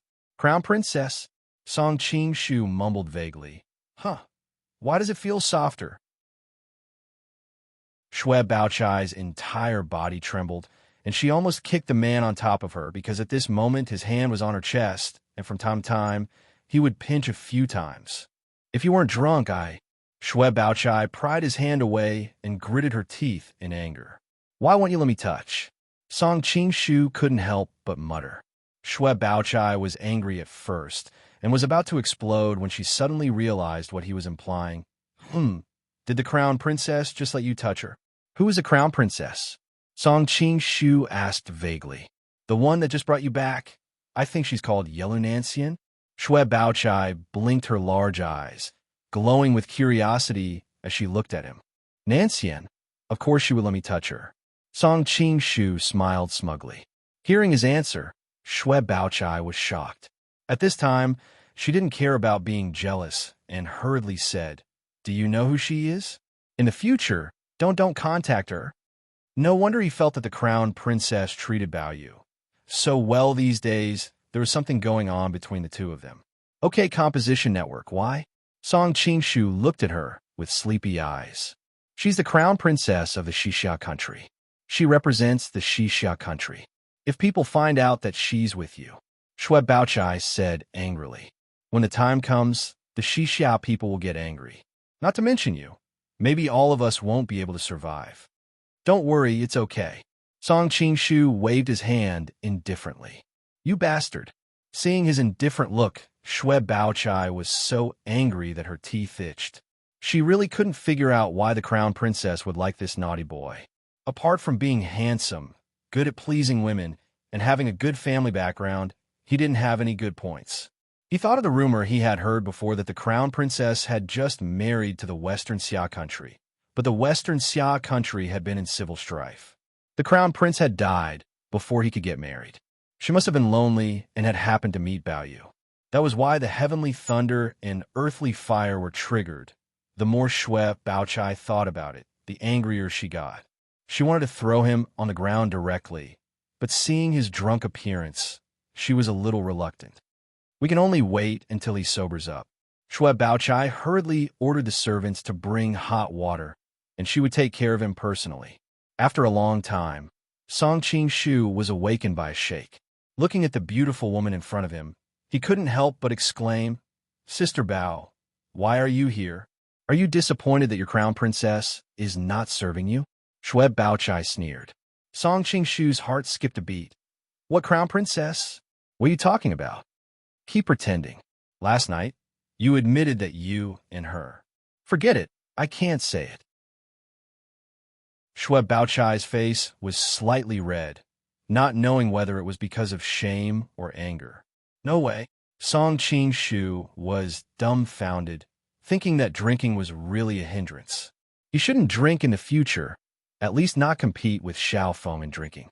That bull drank like drinking water. Did I say anything else? Song Qing-shu carefully asked.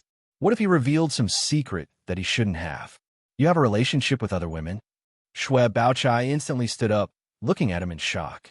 Seeing her reaction, Song Qing-shu finally let out a sigh of relief. Like I said, even if he was drunk, he wasn't someone who would speak nonsense. No, I'm just worried that I accidentally confessed to you last night when I was drunk. Xue Baochai had never experienced such a direct scene before. She immediately hid to the side and became bashful. No, you didn't say anything, it's just that to me. Forget it, there's nothing. Really, there's nothing? Song Qing-shu looked at her suspiciously. Of course there's nothing. Xue Baochai glared at him with a red face. There was still a strange feeling in her chest, but how could she say it? Don't change the topic. I'm asking about you and the crown princess. There's nothing going on between me and the crown princess. How could that be? How could someone like the crown princess fall for someone like me?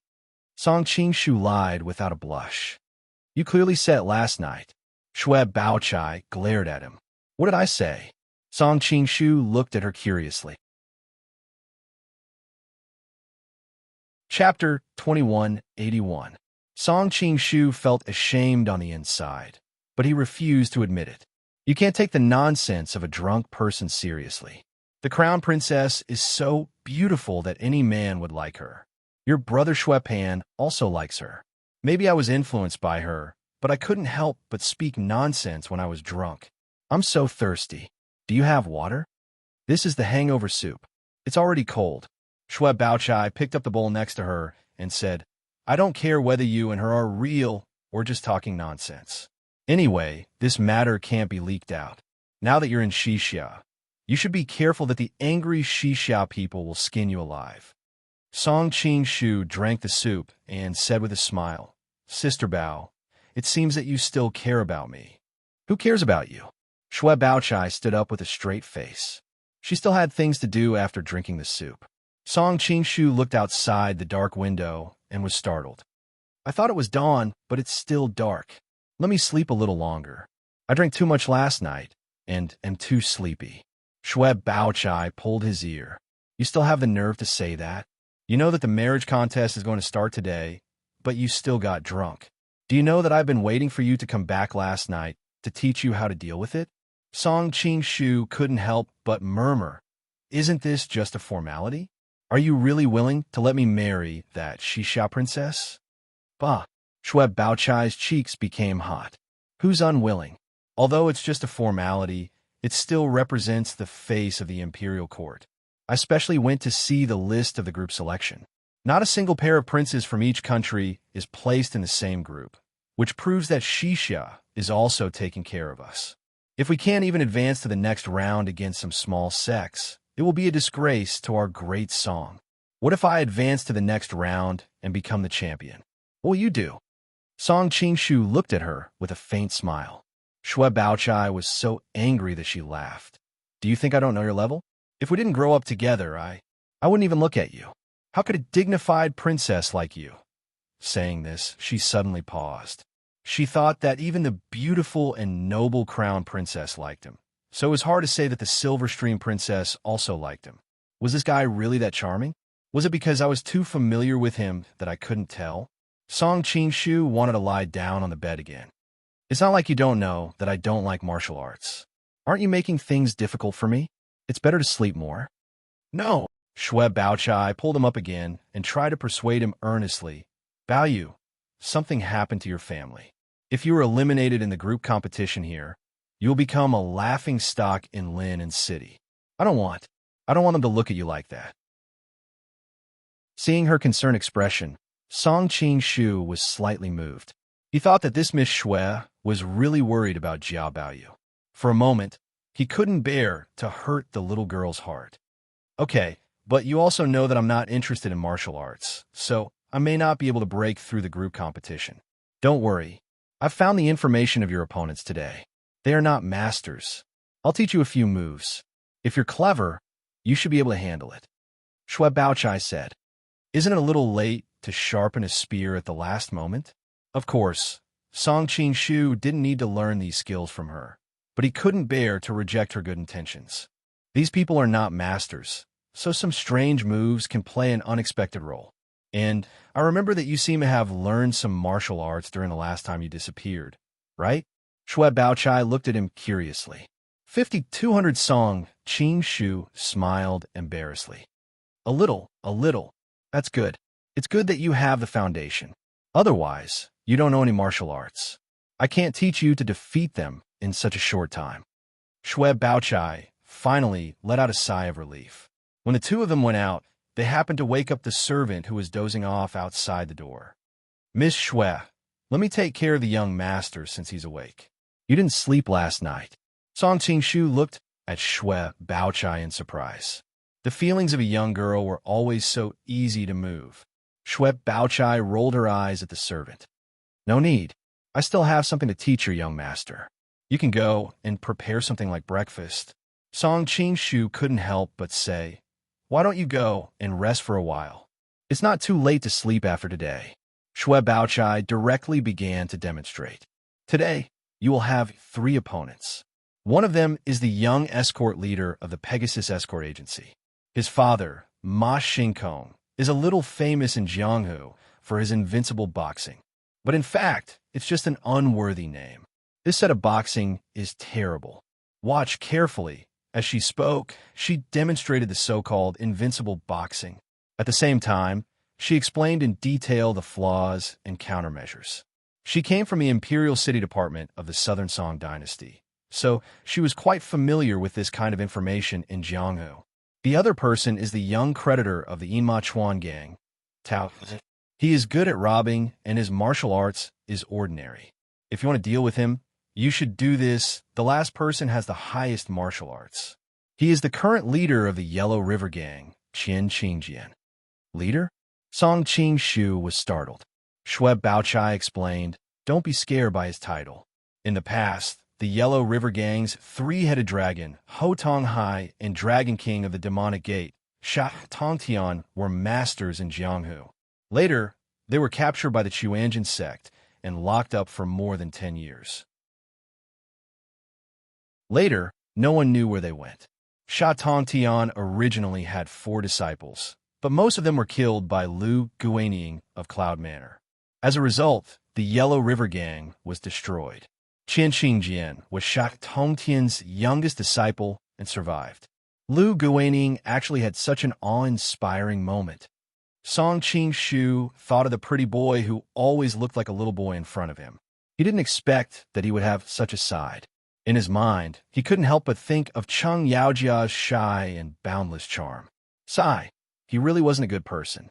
Lu Guaning's Cloud Manor is the head of the Taihu Water Bandits. Moreover, he is from the Shanin Lu family, so he is naturally an awe-inspiring figure in Jianghu. I heard that his wife is also a great beauty. The two of them are famous for being a perfect couple. Shui Baochai looked at him strangely and quickly returned to the main topic. Qian Qingjian's nickname is the Morning Family Axe. All his skills are in that axe. If you face him like this, Shui Baochai taught him in great detail. She even imagined all kinds of unexpected situations during the fight. Song Qing was deeply moved. Jia Baoyu was so lucky to have such a confidant. At first, Song Qing was a little impatient. However, halfway through, Shui Baochai noticed that his posture was wrong and personally corrected him. Feeling her youthful and soft body, Song Qing suddenly felt that this task wasn't so painful anymore. He deliberately made many mistakes so that Shui Baochai had no choice but to teach him step by step. All kinds of physical contact was inevitable. Chapter 2182. He told him practice by himself and went back to his room. Song Qing wanted to go back to his room to rest, but he found Shui Baochai hiding in the room to observe him. He had no choice but to stay there and practice. Shui Pan woke up and saw him. He couldn't help but laugh. Isn't it too late to make a last-minute effort? Song Qing smiled bitterly. I have no choice. Shui Pan bullied people all day in Lin, and then was known as the local bully. He had a strong body and knew some martial arts passed down in his family. Although he wasn't a master, it wasn't difficult for him to advance to the next round. Who will your opponent be after advancing from the group stage? Shui Pan asked curiously as he hooked his arm around his back. I don't know. I don't care about that. Song Qing answered. He didn't need to choose an opponent. Shui Pan didn't understand. You're right. You might not even advance. It's useless to care so much. But you don't have to worry too much. There's someone even more unlucky than you. He winked at LV Shisheng. What's wrong with the LV brothers? Song Qing asked when he saw how excited Shui Pan was. Even if he advances to the next round, he'll face the top-seeded Mongolian prince Zulwu. He'll be beaten up badly. He won't be able to advance to the top 32. His result will be about the same as yours. Shui Pan couldn't stop gloating. That's unlucky enough. Song Qing couldn't help laughing. But why don't they look unhappy at all? But who knows? Maybe they're just trying to be mysterious. Shui Pan snorted. What do you mean by the top-seeded? Song Qing-shu suddenly remembered. You're talking about that. You don't like gambling, so it's normal that you don't know. Shui Pan explained to him like an experienced gambler. Although the exact bets will only be announced after the group matches, everyone already has their own judgment. Who doesn't know that the Xixia matchmaking is prepared for the Mongolian prince? If he doesn't win, who will? We're just here to accompany him. Not necessarily. Everyone else should have a chance. Song Qing-shu said insincerely. In any case, I don't have a chance. At least I know this. My only hope is to fight my way into the top 32. Shui Pan was full of fighting spirit. Song Qing-shu couldn't help but be surprised. I didn't expect you to still have the thought of bringing glory to the family. Your father and sister will be very pleased. What glory? Shui Pan had a blank look on his face. I just want to enter the theory exam and see for myself just how beautiful the princess is. Everyone outside is talking about her beauty to the skies. Song Qing-shu. After washing up and eating breakfast, the group rushed to the martial arts arena. Because there were a lot of people in the preliminary martial arts competition, it was chosen to be held in a military camp on the outskirts of the city. After the group matches were over, it would be moved to the square in the city. Before the ceremony began, the elite troops of Xixia, the Iron Sparrow Hawk, held a military parade. The Iron Sparrow Hawk was a heavy armored cavalry of Xixia. They could be said to be the elite of the elite. The entire army was solemn, and their black armor was filled with an iron-blooded, murderous aura. After the parade, the army spread out in all directions, faintly guarding the safety of the martial arts arena, and at the same time intimidating people who might cause trouble later.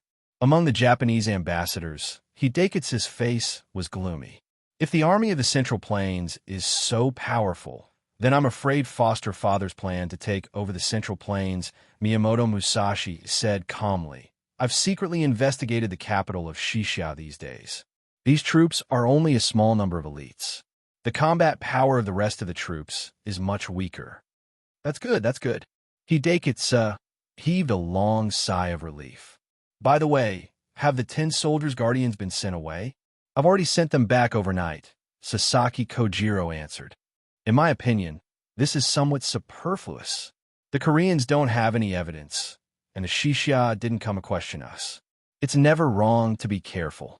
Hidekitsu looked at the beautiful sisters of the Korean ambassadors not far away and was secretly annoyed.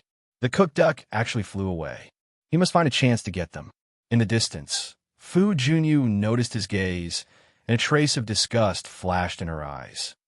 I really want to dig out that bastard's eyeballs and stomp on the ground. A little impatience will spoil great plans.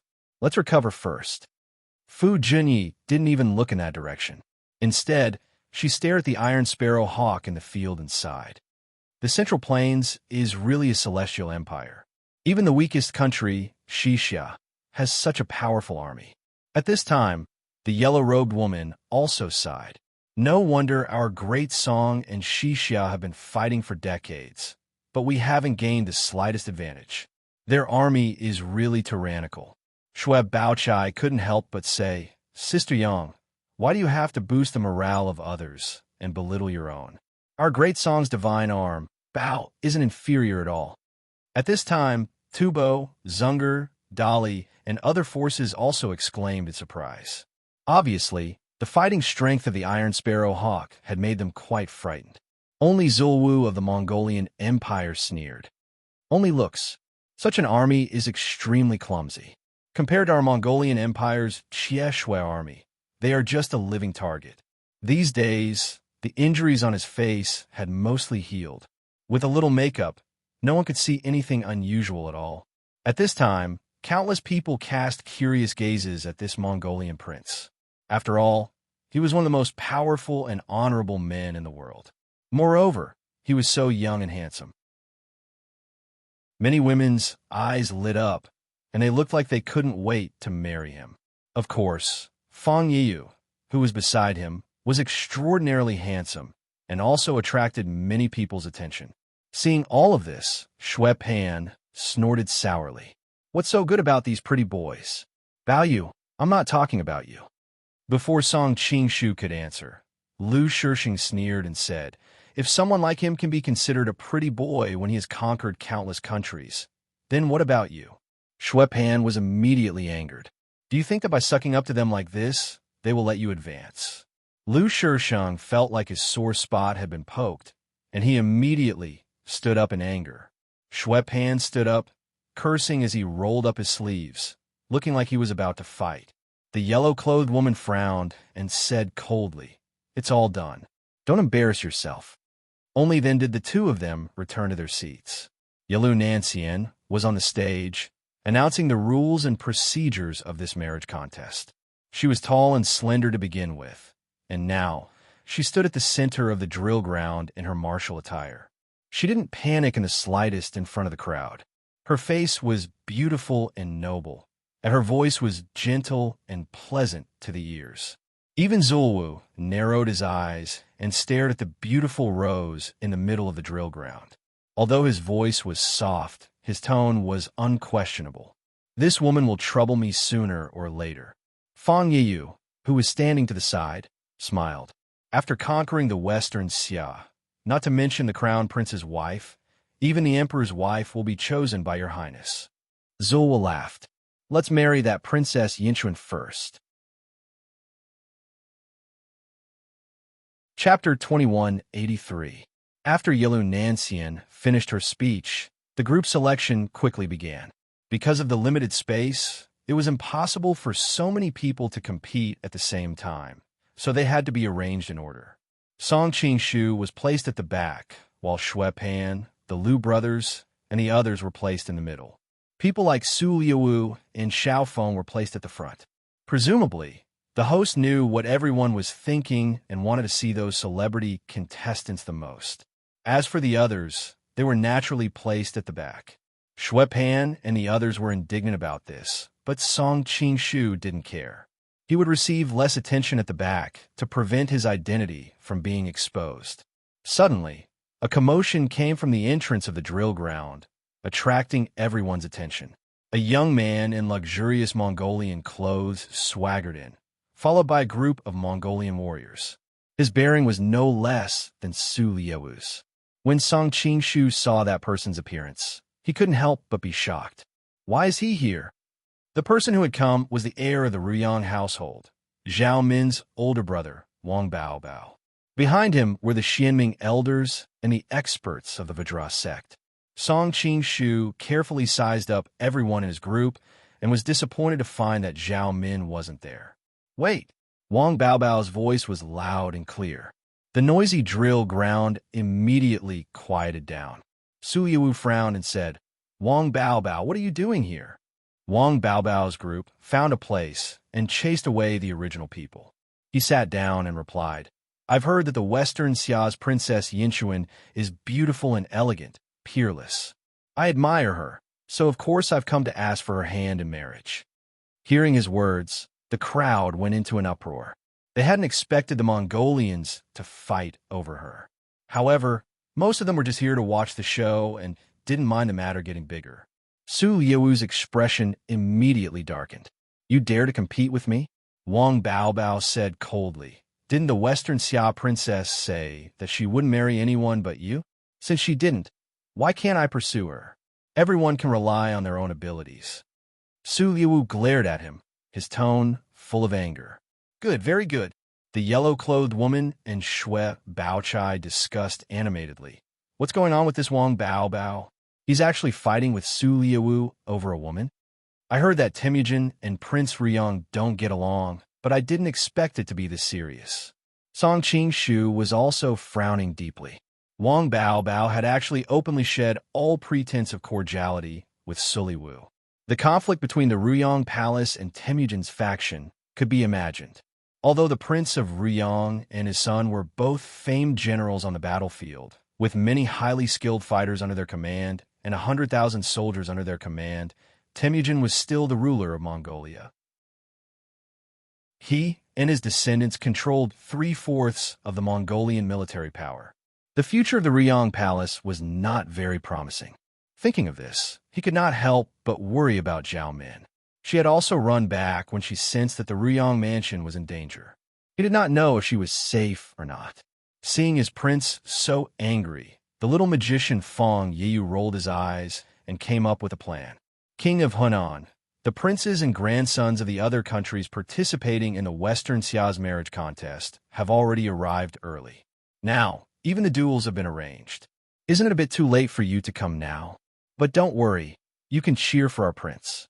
After our prince marries the princess, you will definitely see with your own eyes how peerless a beauty he is. Although Wang Baobao was the crown prince of Ruyang, he had led troops to conquer the north and the south for many years and had made countless contributions. Li Qinglu, who was hiding in the dark and observing, heard his frivolous tone and cursed in her heart. Damn pretty boy, don't fall in my hands, or else I'll make you pay. Chapter 110. Literature. Wang Baobao laughed loudly. What's so difficult about that? With a wave of his hand, the warriors under his command ferociously went to find some of the contestants who were about to participate in the contest. No one knew what they said, but those people all gave up and were willing to give up their spots. Feng Yiyu couldn't help but look at Yelu Nanxian on the stage. Crown Princess, they are cheating so openly. Are you not going to do anything about it? Before Yelu Nanxian could open her mouth, Wang Baobao answered first. What a joke. They're willing to give up their spots. What can you do about it? Moreover, in today's era of great competition, only a powerful man can protect his woman. As far as the princess of a Xixia country is concerned, the stronger the participants are, the better. Do you really think that no one will compete with your lord if all the participants are foreigners? Do you really think that no one will compete with your lord? Feng Yiyu didn't expect that he would be tricked by his words. Su Yiwu raised his hand and stopped him from continuing. He opened his mouth and said, Wang Baobao, since you want to lose, I will fulfill your wish. Wang Baobao smiled slightly. With me here, are you all here to fight for the second place? As soon as he said this, there was a burst of cursing in the drill ground. Many people who originally hated Su Yiwu were now enraged by his arrogance. Hearing the people around him also cursing, Song Qingshu couldn't help but smile. This brother-in-law of his was really a wonderful person. After this interlude, the group competition officially started. Su Yiwu was the first to fight. Perhaps he was angry, but he didn't show any mercy. The three people in his group were seriously injured by him the moment they met. Seeing this, everyone sucked in a breath of cold air. Many people were still imagining that Su Yiwu was only relying on his status as the Mongolian emperor's grandson, and that he might not be very powerful. In the end, they didn't expect his martial arts to be so powerful. How could the others compete with him? Song Qingshu had fought with him before, so he was very clear about his level. Su Yiwu's martial arts could barely be said to have reached the Grandmaster realm. Most of the people in the drill ground were not his match, but there were a few whose martial arts were clearly higher than his. For example, Xiaofeng and Xuzhu. He didn't know how he was going to deal with them. Seeing that Xuzhu's hair had grown out quite a bit, Song Qingshu's expression was extremely strange. They were all geniuses. The other contestants went up one after another. Experts like Xiaofeng, Xuzhu, and Yeluqi naturally quickly defeated their opponents. The other princes also advanced one after another. Because they had been deliberately taken care of in the beginning, and because many of their opponents were only slightly famous in their regions, they were much weaker compared to these princes. Of course, there were also some who failed miserably. For example, the princes from the southern Song side, except for the Liu brothers and Xue Pan, had all been eliminated in the group competition. Even Xue Pan had been beaten black and blue by his opponents, but in any case, he had advanced in the end. Comparatively speaking, the Liu brothers were much better off. They had fought in places like Xiangyang all year round, so they could be said to be proficient in both the pen and the sword. It wasn't difficult for them to advance. After returning, they often mocked and ridiculed Xue Pan, making him cry out in anger. In the end, only Song Qingshu was left. Before he went up, Xue Baochai quietly told him, "Just remember what I taught you before. Don't be nervous." Song Qingshu nodded. "Don't worry, I will definitely advance. Aren't you afraid that the wind will cut your tongue? No one knew who said this, but everyone looked at him as if he was a joke. Even the yellow-robed woman didn't think he could advance. Chapter 2184. A young man jumped onto the ring and showed off a few powerful punches. Then he cupped his hands and introduced himself to the audience. I am Ma Xiaokong, the Invincible Fist. He said this with a guilty conscience. The Invincible Fist was his father's name. When he found that no one questioned him, he was relieved. At the same time, he despised the ignorance of the others. I am Tao Zian from the Drinking Horse River. Another man, surrounded by furs, walked onto the ring. He held a large golden ring knife in his hand and stabbed it into the ground. Even from a distance, people could feel the bloodthirsty aura from him. He was indeed a master of daily robberies. I am the leader of the Yellow River Gang, Qian Qingjian. A burly man carried a giant axe. His exaggerated appearance instantly attracted everyone's attention. Each of these people was more majestic than the last. Song Qingshu walked up the stairs in an orderly manner, causing a burst of boos. I am Jiao Baoyu. Nice to meet you, masters. He smiled and cupped his hands to the three people. Embroidered pillow. Those people casually glanced at him and saw that his footsteps were weak. Sure enough, he was the same as the rumored spoiled brat who only knew how to mingle with women and didn't know any martial arts. Naturally, they didn't take him seriously and turned their attention to the others. Ma Xiaokong was the weakest, and Qian Qingjian was the strongest. The three people quickly made a judgment. Tao Zi and Ma Xiaokong looked at each other and tacitly attacked Qian Qingjian. They wanted to get rid of the strongest one first. Tao Zian thought that after Qian Qingjian was defeated, he would be the strongest and it would be easy for him to deal with Ma Xiaoan. Ma Xiaoan also had the same idea. He was ready to see Tao Zi and Qian Qingjian hurt each other and then reap the benefits. As for Song Qingshu, he was automatically ignored by them. After the three people decided the winner, any one of them could defeat him with one hand. Song Qingshu was a little worried about what to do later. He could rely on pretending to be stupid and secretly attack them. But under the eyes of the crowd and the real masters, it was easy for them to see that something was wrong. Who knew that these three clowns would actually fight among themselves? This way, he could save himself some trouble and was happy to watch the show from the side. Originally, he wanted to shout a few words to cheer for them, but he was worried that he would accidentally attract the ridicule of a few people. In the end, he decided to quietly watch the show from the sidelines. In the eyes of the others, he was like a quail that stayed where he was, as if he was a lamb waiting to be slaughtered for the final winner. The crowd couldn't help but burst into laughter. Below the stage, the Liu brothers could not help but laugh. He's a disgrace to our great song. Shui Pan cursed angrily. What do you know? You'll only be fighting one person in the end. This is called strategy, do you understand? LV Sure Dao looked him up and down a few times. I almost forgot that our young master Shui almost didn't make it to the next round just now. That's right. For people like you who only rely on your family background, you really need to talk about strategy. For people like us, we just need to crush our opponents in the group stage with brute force. Shui Pan was so angry that his teeth itched, but the bruise on his face was still there. For a moment, he really didn't know how to refute. On the other hand, Shui Baochai didn't pay attention to their quarrel at all. Instead, she focused all her attention on the stage. She kept analyzing in her heart. This is better than I expected. Even if the winner is determined among the three later, the winner will definitely be injured, and it will be easier to deal with him. Of course, this will only increase the probability by a little bit. I hope that Baoyu will remember what I taught him when he fights later. Why? Do you think he has a chance to win? The yellow-shirt girl noticed her clenched hands and couldn't help but ask. Shui Baochai sighed. Not much hope. After all, it was too hasty to sharpen a spear at the last minute.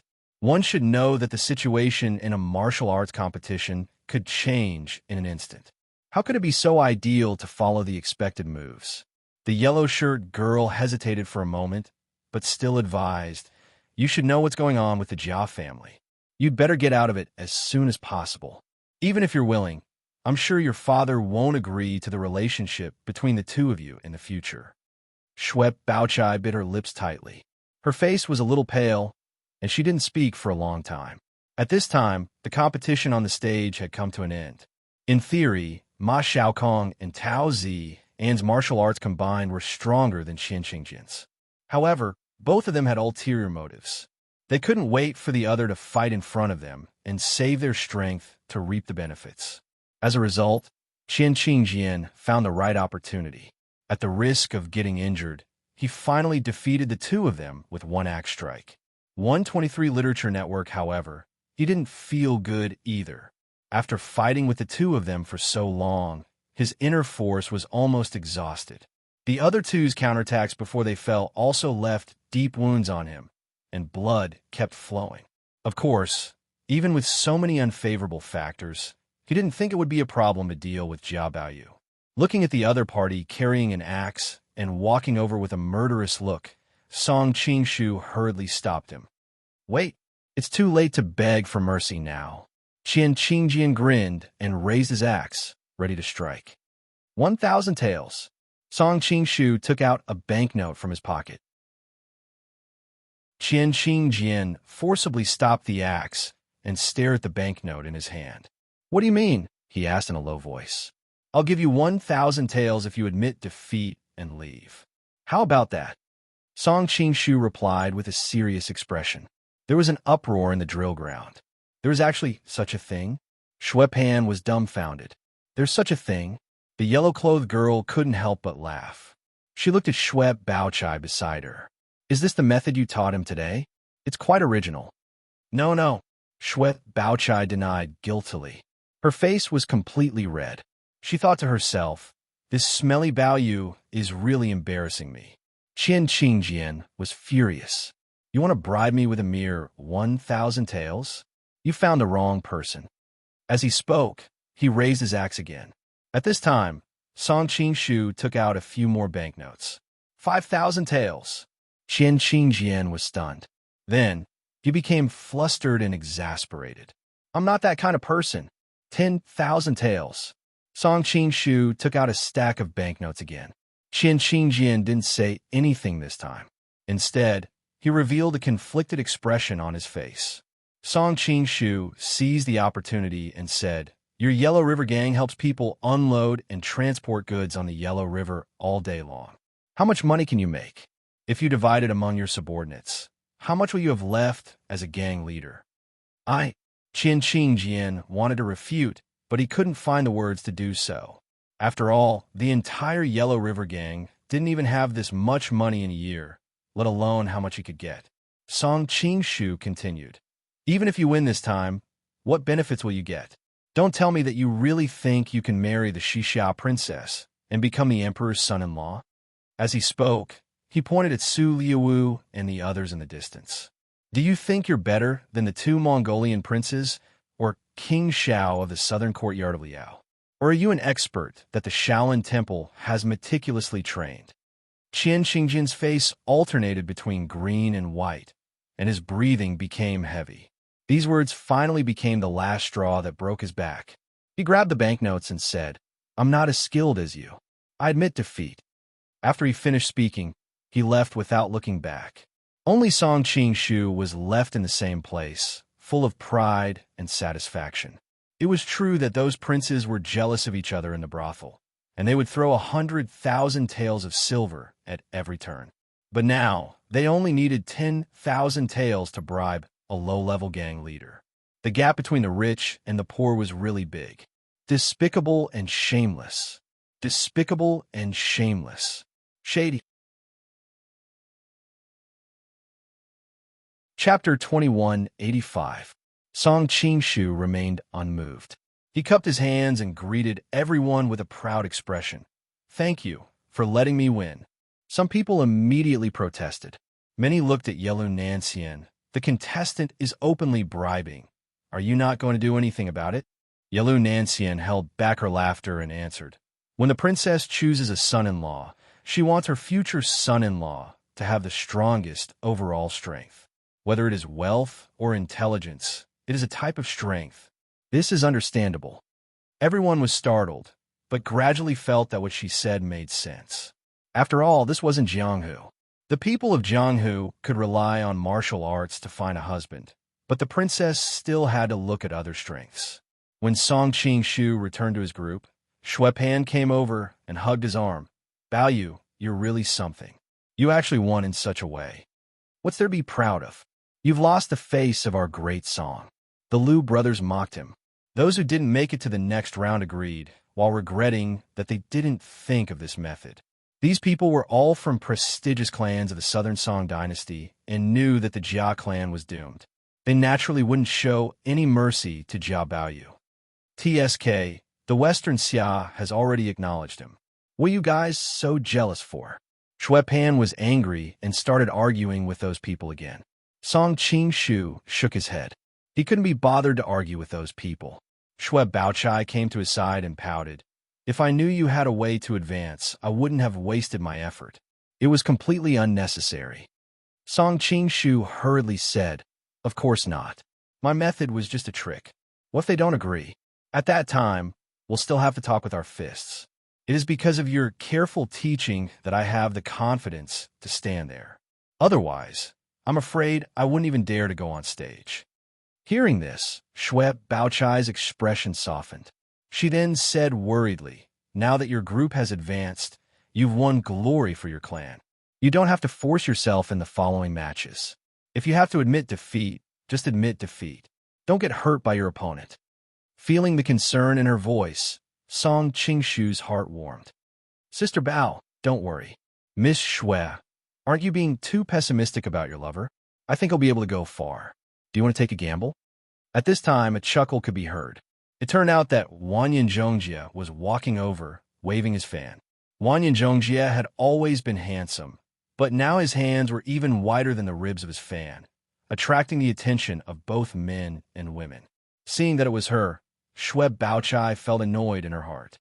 If I remember correctly, if Baoyu is lucky enough to advance to the next stage, he will also encounter the young commandery princess. If the young commandery princess believes that Baoyu can go far, doesn't she admit that she will lose to him? Wanyan Zhongjie represented the Jin kingdom in this matchmaking contest. Although he was disguised as a woman, there were many handsome men in the world.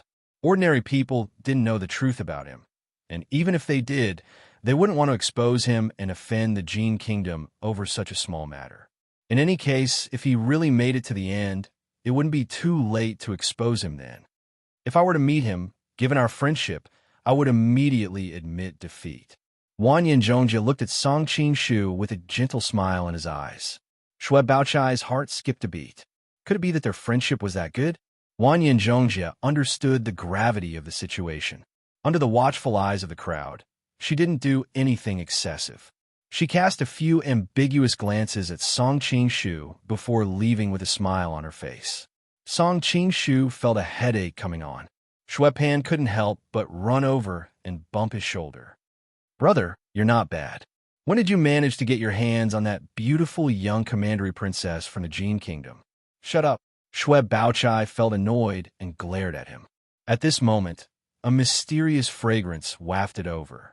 When Shui Pan smelled it, he excitedly turned his head and exclaimed, "Dual cultivation princess." Gu Zixian politely nodded towards him, and then looked at Song Qing-shu with a smile. Her fair and flawless face flashed with a trace of bashfulness as she said, "Congratulations." "Thank you, princess." When Song Qing-shu thought of her gentleness and charm that night, he couldn't help but feel a fire burn in his heart. The two of them looked at each other. They were probably thinking of the same thing. Gu Zixian's face became even more beautiful. On the surface, the two of them weren't that close. Gu Zixian was worried that she would make him unhappy if she stayed too long, so she nodded and left with her companion. Shui Pan looked at her moving figure and opened his mouth. He wanted to say something, but he didn't know what to say. He only came back to his senses when she disappeared. He angrily grabbed Song Qing-shu's neck and said, "Brat, you're thinking about what's in the pot when you're eating from the bowl. It's fine if you have my sister. It's fine if you seduce the young commandery princess from the Jin kingdom. Now, You're not even letting go of the dual cultivation princess. Shui Baochai was furious. What are you talking about? Who's his? While they were fooling around, a cold snort came from the side. They turned around and saw the young city lord of Peerless City, De Guming, looking at Song Qing-shu with a gloomy expression.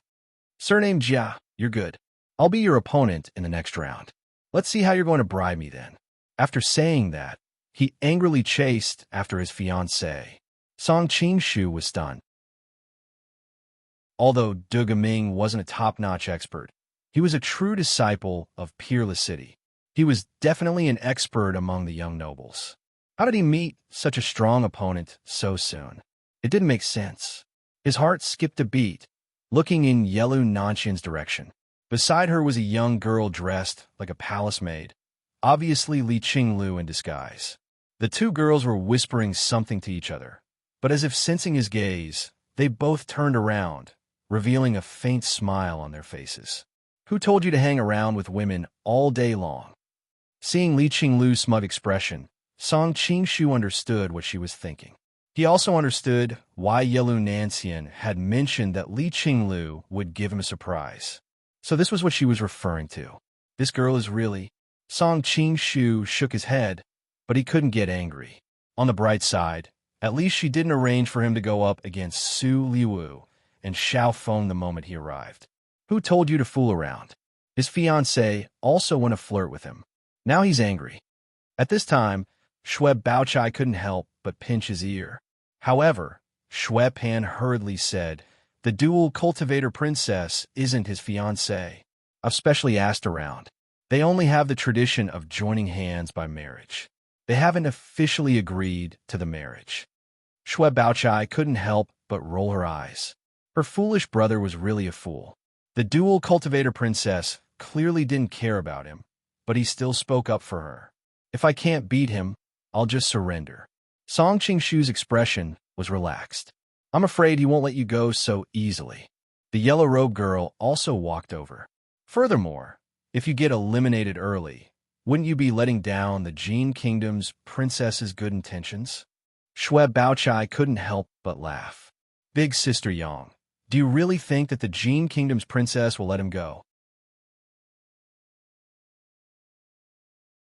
Chapter 2186. In addition to Wanyan Zhongjia, there were also many women disguised as men, such as Madame Zhen, who pretended to be Prince Horazm, and a yellow-robed woman. These women all had their own purposes. The people from other countries either didn't see through them or didn't expose them for various reasons. Therefore, no one objected even though the yellow-robed woman and her companions passed the first round. Before Song Qing-shu had time to answer, Shui Baochai said with a smile, Sister Yang, you think too highly of him. It's already a fluke that he passed the first round. What's more, you're representing the great song this time. You'd better defeat the princes and childs of other countries and win the first round. Then you can marry the princess of Xixia. Humph. The Xixia people have fought many wars with the great song over the past decades. You don't know how many loyal and brave soldiers have died in the Northwest. You can marry their princess and vent your anger. Song Qing-shu clicked his tongue when he heard this, thinking that these women were really two-faced. The yellow-robed woman shook her head and said, there are many masters in the competition this time, such as Xiao Feng from Liao, Xu Zhu from Shaolin, Zhuang Jiuxian, the new Grand Master of the Beggar Gang from Hebei, and even Zulwu and Wang Baobao from Mongolia. I'm not sure if I can win. Song Qing-shu's heart skipped a beat. There were too many matches in the preliminary selection, and he didn't pay attention to them all. That was why he heard the news about Zhuang Jiuxian. Others might not know who he was, but he knew. He didn't expect that Yutanji would become the Grand Master of the Beggar Gang. Fortunately, Zeke didn't come this time, or he would go crazy if he saw her. As for the yellow-robed woman's fear of Wang Baobao, Song Qing-shu was not surprised. In the past, Wang Baobao could only be regarded as agile. But this time, Wang Baobao seemed to have some adventures, and his kung fu was very powerful. He could vaguely see the way of the Devil School. The Devil School's kung fu was always effective and powerful. Besides, it was difficult to create such a top master in a short time. Song Qingshu became more and more curious about Wang Baobao. Plus, he was worried about Zhao Min's recent situation, so he slipped out of the Southern Song Dynasty's celebration party in the evening. The Xixia officials had already prepared a guest house for Wang Baobao and his party, so it was easy for them to find it. Song Qingshu sneaked in under the cover of the night. Now that he thought about it, he realized that he often did this kind of thing. Song Qingshu couldn't help but grumble that he was really born to steal women. However, there was no incense or jade in Wang Baobao's residence, only a group of stinky men.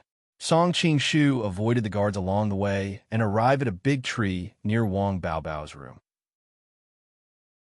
For a moment, he was hesitant about whether he should show himself and meet Wang Baobao. Speaking of which, Wang Baobao was his elder brother-in-law, so they could be considered family. However, Wang Baobao and Zhao Min had privately pledged to marry each other, and their relationship had yet to be officially recognized by the Ruyang mansion. Moreover, his identity had always been kept a secret.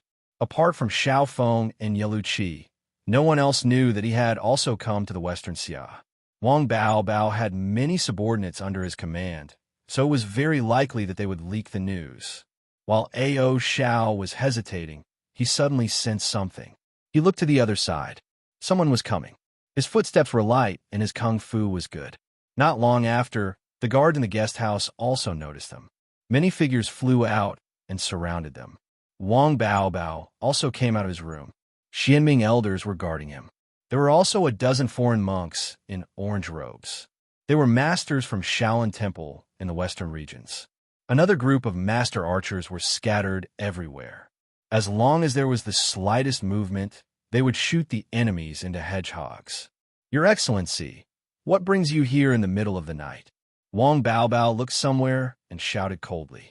He, the king of Hunan, really has many masters under his command. I was discovered so quickly. A young man jumped down from the tree. He was fair-skinned and extremely handsome. His figure was smaller and more slender than a normal man. People couldn't take their eyes off him. Book 6. It's her. Even though the other party was dressed like a man, Song Qingshu still recognized her. The two of them had fought before. She was the cult master of Heavenly Fate cult, Dan Yuru. Cult Master Dan, isn't this what I, Brother Ali, taught you to sneak around and pay me a visit? Wang Baobao snorted coldly. Song Qingshu was shocked. He didn't expect Wang Baobao to know her as well. It seemed like his relationship with the people of the demon cult was not ordinary. King of Hunan, please don't misunderstand. I came here with good intentions. Even though Dan Yuru was dressed like a man, her every movement still exuded a natural charm. Wang Baobao's subordinates trembled when they saw her, especially the lecherous Lu Zhanke. His saliva almost dripped onto the ground. Good intentions? Wang Baobao sneered. Take her down first. Got it. Lu Zhanke was already impatient. When he received the order, he rushed out with a whoosh. He Wang was worried that something would happen to him, so he rushed out as well. Both of you are seniors of virtue and prestige. If you work together to deal with a weak woman like me, wouldn't it be beneath your dignity? Dan Yuru spoke in a pitiful tone. Her casual words caused the two of them to hesitate. Even the others looked at the Xianming elders with slight disdain. Wang Baobao shouted coldly, "Don't fall for this witch's charm art."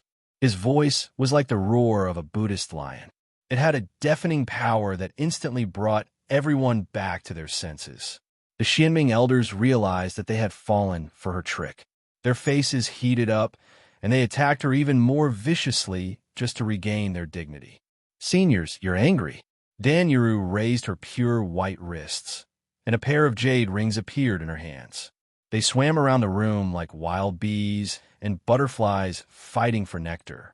At the same time, they let out pleasant sounds that flickered in and out of sight, sometimes far, sometimes near. They sounded like a lover whispering into one's ear, but also like a young girl grumbling coquettishly. He Biwing fared a little better, but Lu Zhanke's heart was full of lust. His face flushed because of these obscene sounds, and he couldn't help but lose his composure. He Biwang had to step in to protect him from time to time, making the two of them feel as if they were being played by the other party. Song Qingshu could clearly see that Dan Yuru's power was not as good as the Xianming elders when they worked together. However, her emerald green sleeves were so powerful that she could bring out 120% of the demonic sound, disturbing Soul Great Technique's power. That was why the Xianming elders were in a disadvantageous position. Get back here. Don't make a fool of yourself again. Wang Baobao knit his brows. It was obvious that he was very dissatisfied with the two's performance. The Xianming elders retreated resentfully. Dan Yuru didn't pursue them. She put away the emerald green sleeves and looked at Wang Baobao with a smile. Your Royal Highness, in fact, I came here this time to help your Royal Highness marry the Princess of Xixia. Wang Baobao had a proud expression on his face. Do I need the help of a woman like you? Chapter 2187. Wang Baobao frowned slightly, but he still said, Fang Yiyu and Ying Fei want to deal with me? They're overestimating themselves. Dan Yuru pursed her lips and smiled. With your Highness's martial arts, of course you're not afraid of Fang Yiyu and Ying Fei, but Su Liawu can use them to exhaust you in advance. At the same time, he can also find out about your Highness's martial arts in advance. But your Highness knows nothing about him. This will be very disadvantageous to you in battle. Your Highness is a famous general on the battlefield. I don't need to say more about the importance of knowing yourself and your enemy, right? That's interesting, Wang Baobao said curiously. Then how do you plan on helping me? Dan Yuru took out a token and gestured. I'm also participating in this martial arts competition for a spouse. Although my martial arts aren't very high, they're passable. So, like Fang Yiyu and Ying Fei, I can help your Highness sweep away your opponents in advance. I might even be able to help you eliminate Su Liawu. Wang Baobao shook his head. With Su Liawu's martial arts, you won't be able to eliminate him. Dan Yuru smiled sweetly. It's not like there's no chance at all. You can always try. Why are you helping me? Wang Baobao looked deeply at her and waved his hand, indicating for the others to leave, leaving only the Xianming elders and a few others. After they left, Wang Baobao asked, Did Brother Ali send you? It's easier to talk to smart people, Dan Yuru replied. The King of Hunan should know that our king and Kublai have always been fighting for the right to inherit the Khan's throne. Zulwu controls the power of the Western countries and has a great influence on who the Khan's throne belongs to. But he is also close to Kublai, so our king naturally needs to find a helper. Song Qingshu, who was hiding in the tree, secretly clicked his tongue when he heard this. He hadn't expected the internal strife in Mongolia to be this intense. However, he couldn't help but feel happy when he heard this. The more intense the internal strife in Mongolia, the more advantageous it would be for him. His only worry was whether Zhao Min would be affected. Wang Baobao was silent for a moment before saying, You should know the current situation of the Riyang household. I'm afraid it's not very wise to cooperate with us right now. This is the will of our prince. As for what he is thinking, we, as subordinates, do not dare to speculate. However, in my humble opinion, the Riyang mansion has many soldiers and generals under its command. You, father and daughter, are both adept in both literature and martial arts. No matter how I look at it, you three are a good ally.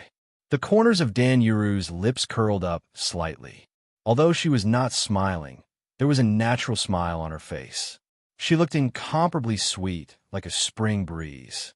Since that's the case, please thank your prince for me. Wang Baobao heaved a sigh of relief. Currently, the Riyang Manor was plagued with internal and external threats. Obtaining Brother Alabu's support could be considered to have more advantages than disadvantages.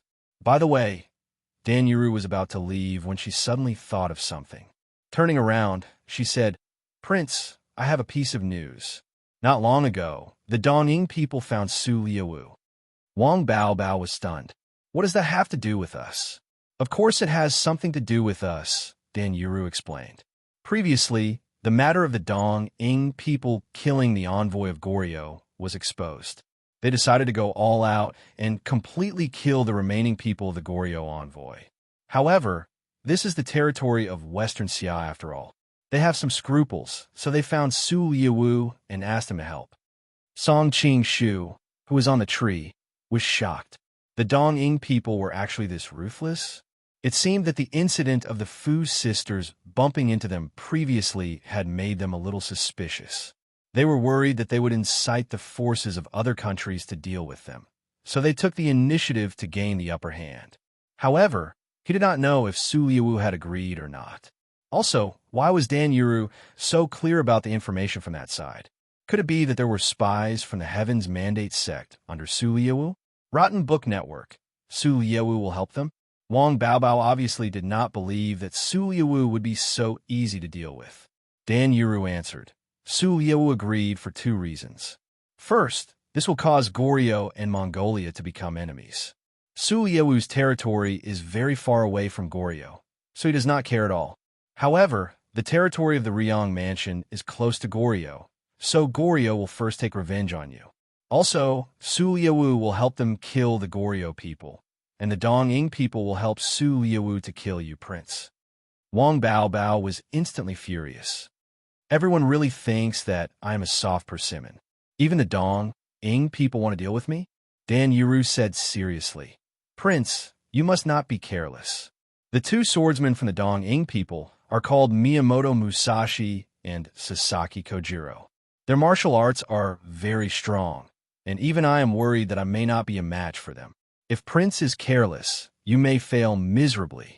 At this time, Song Qing-shu had no time to listen to their conversation anymore. Instead, he rushed to the Goryeo guest house anxiously. It was not that he did not guard against the Dong-ing people before, but the Goryeo guest house was heavily guarded. In addition, there were Xixia soldiers patrolling nearby, so the Dong-ing people did not have the ability to do anything. Who knew that they would ask for Su Liawu's help? He rushed all the way to the Goryeo guest house. From afar, he saw a sea of fire. When he went in, he found that the people of the Goryeo envoy group were all lying in a pool of blood. The only thing worth rejoicing was that he did not see the corpses of the Fu sisters, and there seemed to be no corpse of the Crown Prince of Goryeo. Faintly, he heard many people rushing over from afar. Song Qing-shu quietly left the guest house and climbed up to a tall building. He had a panoramic view of the entire Xingqing prefecture and the possible whereabouts of the Fu sisters. At this time, several streets away, a group of mysterious people in black cloaks were carrying the Fu sisters, the Crown Prince of Goryeo, and the others. There happened to be a quiet restaurant nearby, and 3 people were drinking on the upper floor. We haven't seen each other for a long time. Big Brother's capacity for liquor is getting more and more unfathomable. A handsome man in a green robe smiled and held a bowl of wine, looking at the burly man in front of him. The burly man laughed. I'm not afraid of second brother laughing at me. A few days ago, I was drunk by someone. The young man in the green robe was shocked. Who could drink so much? There is actually someone in this world who can drink more than Big Brother? Another young man beside him laughed. But that person is not much better. It should be a draw. The 3 of them were naturally Duan Yu, Xiao Feng, and Yelu Qi. Duan Yu and Xiao Feng had not seen each other for a long time, so they naturally drank together. Yelu Qi and Xiao Feng had originally come together, so they came to drink together. Duan Yu was anxious. Who was that person? Huh. His gaze had already noticed the group of people in black passing by downstairs, and noticed that they had 2 beautiful girls tied up. Immediately, his tender feelings for the fairer sex were triggered, and he jumped down from downstairs to block the men in black. Who are you people? How dare you kidnap these girls? The leader of the men in black was completely shrunk in his cloak, so his face could not be seen clearly. When he saw that Duan Yu was blocking his way, he shouted, "Get lost!" His tone was extremely strange, and it was obvious that he was not from the Central Plains. As soon as he finished speaking, he had already appeared in front of Duan Yu and pressed his palm against the vital acupoint on Duan Yu's chest. Although Duan Yu was skilled in martial arts, he had no foundation in martial arts, and his reflexes were too poor. He did not expect that the other party would attack him so quickly, and with such a strange movement technique, he actually appeared in front of Duan Yu in an instant. Chapter 2188. Xiao Feng pushed Duan Yu away, and in the blink of an eye, he had exchanged a few blows with the man in black. He couldn't help but be surprised. Borrowing strength to fight strength. Star's transposition? You're from Murong clan? But he immediately denied this guess. He had fought with the Murong father and son, and Murong Fu Star's transposition didn't have this kind of skill. Even Murong Bo was slightly weaker, and his opponent's Kung Fu was slightly different from Star's transposition. 18 Dragon subduing palms. The two clashed, and the man in black retreated a few steps. He was also surprised. Hearing Xiao Feng's words, the man in black snorted. Star's transposition is nothing. At this time, a man and a woman came to his side. Great Elder, there's a fire over there, and many people are rushing over here. What should we do? Hearing how they called him, Xiao Feng's mind flashed. That was heaven and earth great shift, but Zhang Jiaozhu of the Ming Dynasty is younger than you. Great Elder, are you from the Persian Ming Dynasty? The man in black was naturally the old man, Huashan. Hearing this, he frowned and said in a deep voice, "We have no grudge against each other. Why don't we part ways here?" At this time, Duan Yu jumped out and pointed at the captured Fu sisters. "No, you have to leave them here." Xiao Feng also didn't want to sit and do nothing. "That's right, leave them here and I won't make things difficult for you." Humph, shameless boasting.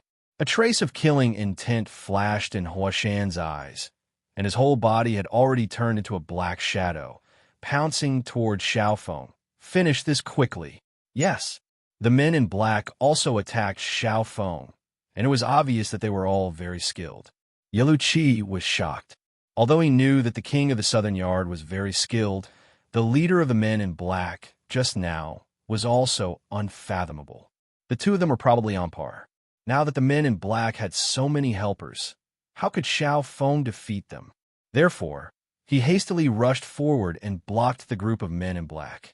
His master was Zhou Batong, so it could be said that he had learned the essence of the Chuanjian sect's martial arts. In addition, he had received Xiao Feng's guidance these past few years, so he had also dabbled in the beggar clan's martial arts. Yo, these two youngsters are really handsome. That Xiao Feng is also filled with manly charm. One of the black-clothed people had an exquisite figure.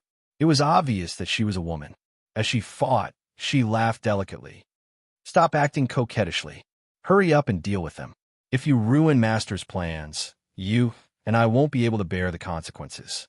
Another black-clothed man on the side said angrily. Although his face was covered, one could see that his hair was completely white. However, the skin that was exposed did not seem old at all. If Song Qingshu were here, he would have recognized them as Hua Jiyu and Lu Xiaoji, two masters of the Devil Palace. These men in black were all experts. Yelu Qi was able to hold them off for a while, but he was soon in danger. Fortunately, Duan Yu finally reacted. "I need to hurt my friend." As he spoke, Sword Qi shot out at the same time, causing the black-robed men to be battered and exhausted. Many of them were injured in a single exchange. 6 Meridian's magical sword? In a short exchange, Huashan could tell that although Duan Yu's Kung Fu was amazing, he did not know how to use it. His experience in fighting was too shallow. He wanted to take the opportunity to injure Duan Yu. However, Xiao Feng's Kung Fu was extremely high. No matter how unpredictable his movements were, Xiao Feng could always cover him with the 18 Dragon subduing palms. He had no choice but to fight with 120% of his concentration. Fortunately, Hua Jiyu also reacted and attacked Duan Yu from both sides. Hua Jiyu said with a smile, "I thought you were just an ordinary spearhead. I didn't expect you to be so capable." Duan Yu was stunned. "You're so old. Why are you calling me little brother?" Hua Jiyu said with a smile, "Listen to my voice and look at my skin. Which part of me is big?" "Oh no, I mean my breasts are quite big." Although she was not young, she had preserved her beauty by harvesting yin energy to nourish yang energy. Her skin was even more delicate than some young girls. Long Duan Yu said seriously, "Your companion's hair is all white. I think you're about the same age. You could even be my grandmother." He was an idiot, so he naturally said what he thought. He did not mean to hurt Hua Jiyu. But because of this, his words were even more lethal. "Brat, I'm going to suck you dry today." Hua Jiyu was so angry that her lungs were about to explode. She would have held back a little because of his good looks. But now, every move of hers was fatal. Duan Yu was startled and hurriedly used the wave-like subtle steps to dodge, causing the two's determined joint attack to miss. At the same time, he used the six-pulse divine sword to counterattack. Even if his sword chi was occasionally not effective, with the wave-like subtle steps, it was enough to prevent them from hitting him and put him in an invincible position. Just like that, Xiao Feng led the strongest away. Yalu Qi took the damage in front of him. Duan Yu kite and shot arrows at the back. For a moment, Huashan and the others were helpless. The Fu sisters watched the entire battle from the side, and they both revealed astonished expressions. They thought to themselves, "Isn't the martial arts of the Central Plains a little too miraculous?" At this moment, Huashan was also regretting. At first, he thought that Duan Yu did not know martial arts. He did not care about Yelu Qi's martial arts. Although Xiao Feng's martial arts were high, they had so many people on their side. It would not be difficult to defeat him. Who knew that Duan Yu had such magical martial arts? Thinking that many people would come after hearing the news, he became more and more anxious. As time went by, he was forced into a dangerous situation by Xiao Feng several times. At this moment, an angry roar came from the side. "Xiao Feng." The voice was full of hatred. It was as if there was a deep hatred between the two. Xiao Feng felt an extremely cold inner force coming from his side. He quickly hit back with his palm. At the same time, he was worried that Huashan would take the opportunity to attack him. So he took the opportunity to draw the palm force over, and at the same time, he stepped back. He saw that the person was wearing a bamboo hat. It was covered with a layer of black gauze, so he could not see his face. "Who are you?" I am the leader of the beggar sect, Zhuang Juxian." The person's tone was a little hesitant. He seemed to be afraid of Xiao Feng. "Leader of the beggar sect?" Xiao Feng frowned. "Do the people of the beggar sect hate me that much?" Zhuang Juxian swallowed his saliva. "No. Yes. Anyway, you and I have an irreconcilable hatred." He was not good with words, so he did not say anything else and attacked. Although Xiao Feng was confused, he did not dare to be careless when he saw the man's menacing attack. His palm force was extremely cold. Huashan hesitated for a moment. He did not attack. Instead, he went to Duan Yu and stopped him. He ordered the rest of his men, "Take the people and leave first." The men in black nodded and carried the Fu sisters and the crown prince of Goryeo away. Duan Yu and the rest wanted to stop them, but they could not.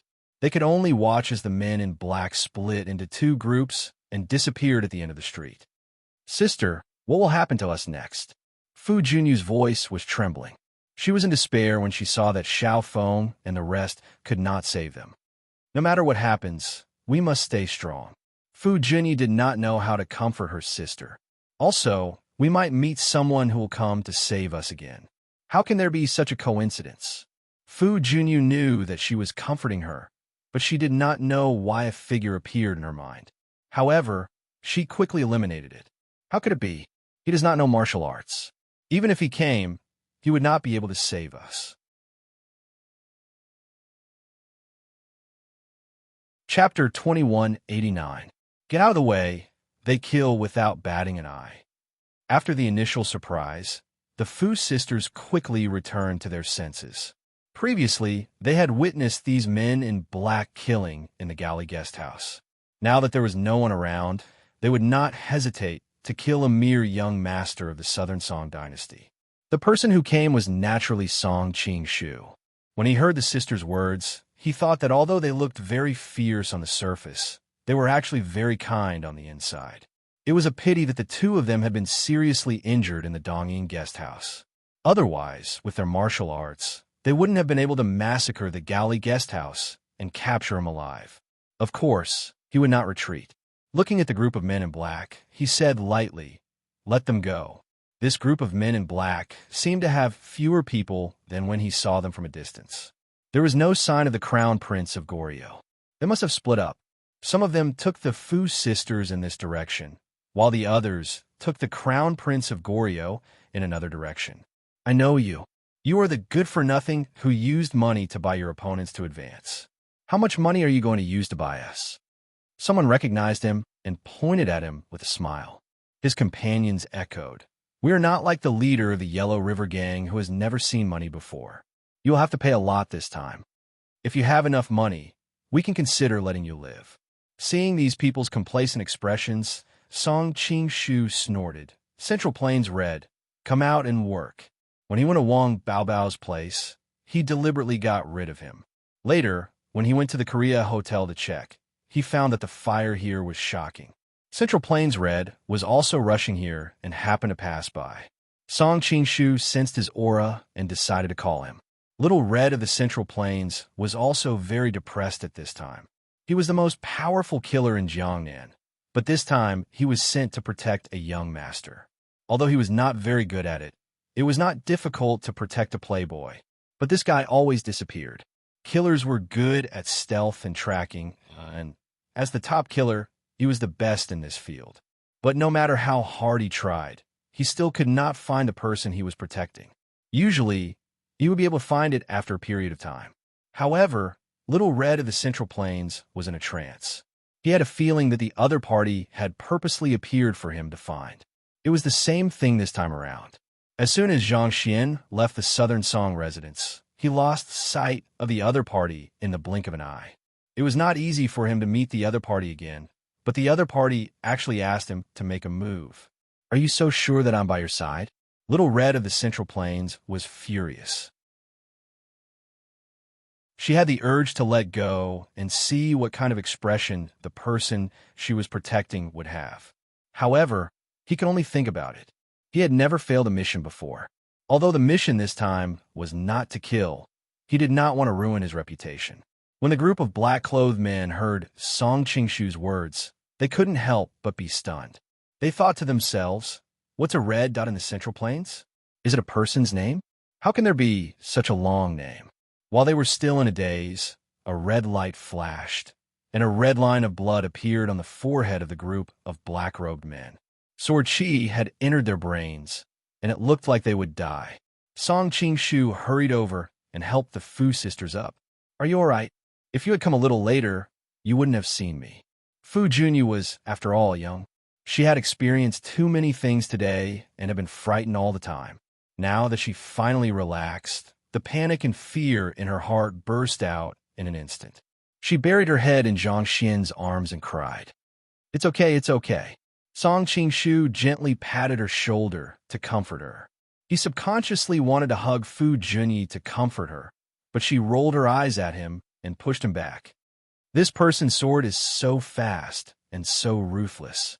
Fu Junyi was older, after all, and didn't lose control of her emotions like her younger sister. At this time, all her attention was on Little Red of the Central Plains. The tip of his sword was dripping with blood, and at the same time, there were several shocking wounds on his body that were also bleeding.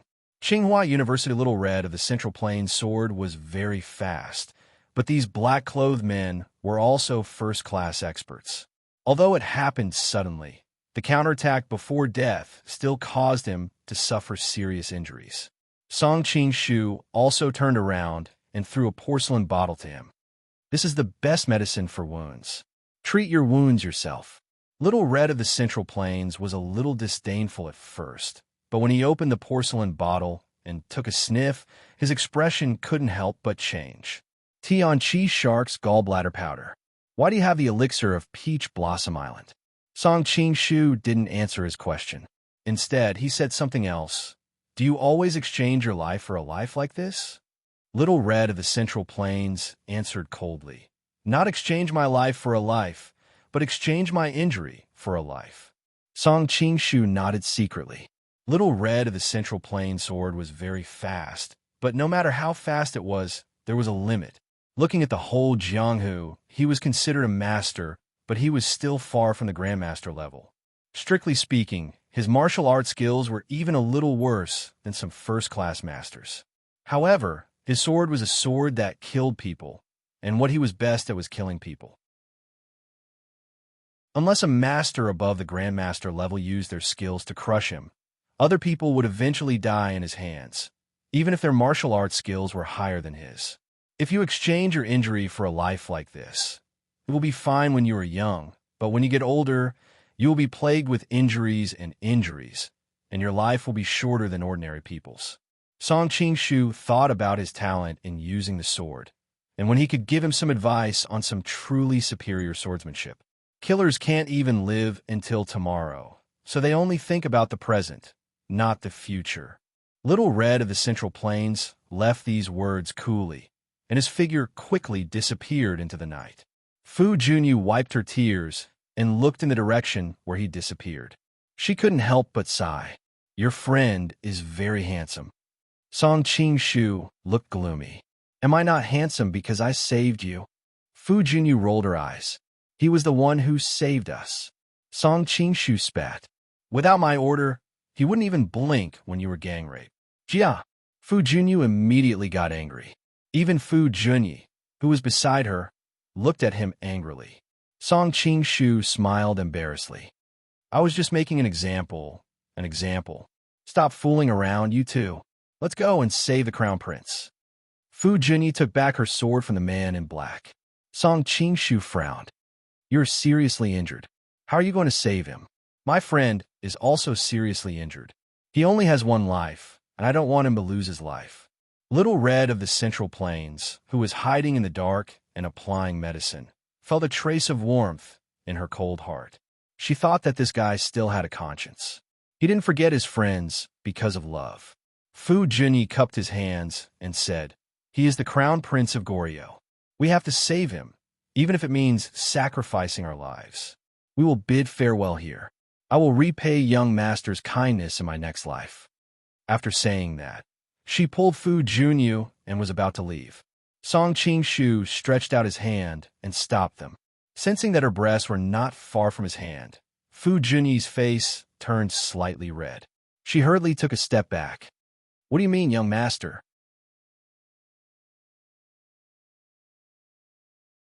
Chapter 2190. Fu Junyi was stunned. She was just being polite. She didn't expect him to get to the bottom of it. After thinking for a while, she replied, I'll be your slave in the next life to repay you, okay? It was hard to find fault with her answer.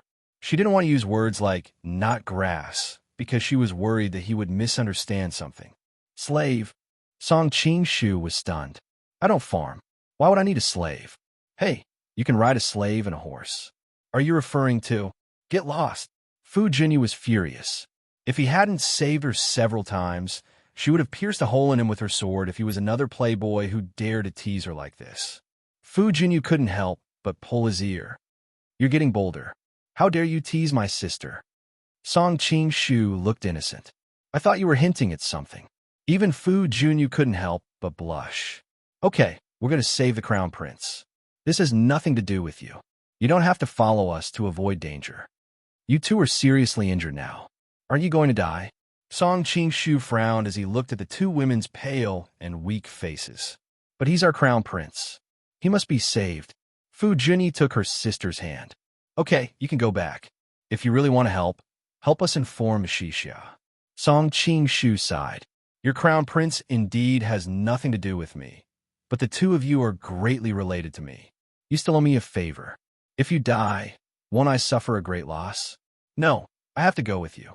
Although he said such words, the Fu sisters felt warm in their hearts. Even Fu Junyi, who had always been prejudiced against him, felt that he was still a good person. Song Qingshu waved his hand and said to the Central Plains Red in the darkness, You don't have to follow us. Find a place to treat your wounds. A cold voice came from the darkness. What if I don't follow you and die? You won't be able to fight with your current injuries. Song Qingshu recalled the situation of the battle just now. In fact, these men in black were very skilled in martial arts. Among them, there were even some who were not inferior to one Red from the Central Plains. It was only because he attacked suddenly and used the method of exchanging injuries for lives that he was able to defeat the other party in a short period of time. However, he was also seriously injured. Don't worry, I have money. I will smash them to death when the time comes. Looking at the thick stack of banknotes in his hand, red out of the Central Plains, the Fu sisters, in the end, little red of the Central Plains left. As a killer, he could calmly judge the strength of the enemy and himself. Now, even if he followed her, he would not be able to protect her. It was better to hurry back and inform the people of the Southern Song and the Western Xia country to help. Only Song Qing-shu and the Fu sisters were left. He smiled and leaned over. I see that you're seriously injured and can't walk fast. By the time we get there, I'm afraid that your crown prince will be dead. Do you want me to help you? Fu Jinyi rolled her eyes at him and ignored him. Fu Jinyi looked at him with a faint smile. Why didn't I think that you were so bad before? Why did you come up with such a way to take advantage of us? Song Qingshu laughed awkwardly. I'm really worried about your health. It's okay. We can still handle these injuries. As soon as Fu Jinyi said this, she felt dizzy and her whole body swayed. If it weren't for her sister supporting her, she would have fallen to the ground. Fu Jinyu hurriedly called out to Song Qingshu. Help me support my sister. Her injuries are more serious. No need. Fu Jinyi hurriedly waved her hand and refused. Fu Junyu pressed her hand. Sister, don't force yourself. Try to save as much strength as possible. Later, you will have the strength to save people. Hearing this, Fu Junyi did not say anything. Song Qingshu walked over and squatted down. It's too slow to support her. I'll carry her. Fu Junyi hesitated, but in the end, she nodded and gently leaned on him. When Song Qingshu stood up, he reached out to support her buttocks and lifted them up. At that moment, he could clearly feel that the beauty's body was a little stiff. If you take advantage of me, I will kill you. Fu Jinyi whispered in his ear. Song Qingshu smiled. If I don't support you, you will fall. What are you talking about? Fu Jinyi looked over curiously. Fu Jinyi's face heated up. No, nothing. Seeing that his hand did not move, she breathed a sigh of relief. Along the way, Fu Jinyi straightened her back and put her elbows on his back. She did not want her body to have too much contact with him. This made Song Qingshu laugh. Aren't you tired? Don't worry, Fu Jinyi replied with a straight face. But you move your center of gravity backward. It's even more tiring for me to carry you. Song Qingshu looked speechless. Fu Jinyu could not help but tease. My sister is so slim, yet you are tired carrying her. I heard that the young masters of the Southern Song dynasty like to linger in brothels. Have you been hollowed out? Song Qingshu said gloomily. You are a little girl. How can you talk about these things without shame? Fu Jinyu snorted. Our Korea does not have as many messy rules as your Southern Song dynasty. Along the way, listening to the two bickering, Fu Jinyi's nervous heart gradually relaxed. Soon, she realized that her arms were numb and her waist was uncomfortable. In the end, she unknowingly lowered her body and lightly leaned on his back. Miss Fu, do you drink milk every day in Korea? Song Qingshu suddenly asked. Fu Jinyi was stunned. No, why? That's strange. How can you grow so well just by eating kimchi? Feeling the softness on his back, Song Qingshu fell into doubt. What are you talking about? Fu Jinyi felt that he was up to no good. Right at that moment, the sounds of fighting came from not too far away. The old man from the mountain was fighting with Xiao Feng. Zhuang Juxian was fighting with Duan Yu, and Yelu Qi was struggling under the attacks of the other black-robed men. If it weren't for Xiao Feng and Duan Yu helping him out from time to time, he might have already died. As it turned out, Zhuang Juxian had held Xiao Feng back. After exchanging a few blows, Xiao Feng quickly realized that although Zhuang Juxian's yin energy was amazing, his martial arts were too weak. Therefore, he showed an opening and lured Zhuang Juxian to attack. Just as he was about to easily subdue Zhuang Juxian, the old man who had been paying attention to the battle immediately came to his rescue. Then, it became a situation where Xiao Feng was fighting against the old man, and Duan Yu was fighting against Zhuang Juxian. The latter two's martial arts were amazing, but they also did not have much fighting experience, so they were evenly matched. Where did you take our crown prince? Fu Jinyu pulled out her sword and shouted. Fu Jinyi also got down from Song Qingshu. The old man turned around and saw that the two of them had escaped. He was shocked. Xiaofeng said, "The white-haired man and the beautiful woman left in that direction with your crown prince. White hair and beautiful face." Based on his description, Song Qingshu immediately realized the identity of the two people. Chapter 2191. He saw Yelu Nanxian leading a group of Western Xia cavalrymen rushing towards them. She was tall and slender and had an outstanding temperament. Now that she was riding on a horse, her long legs paired with a maroon-red horse, she looked so valiant and heroic that it was breathtaking.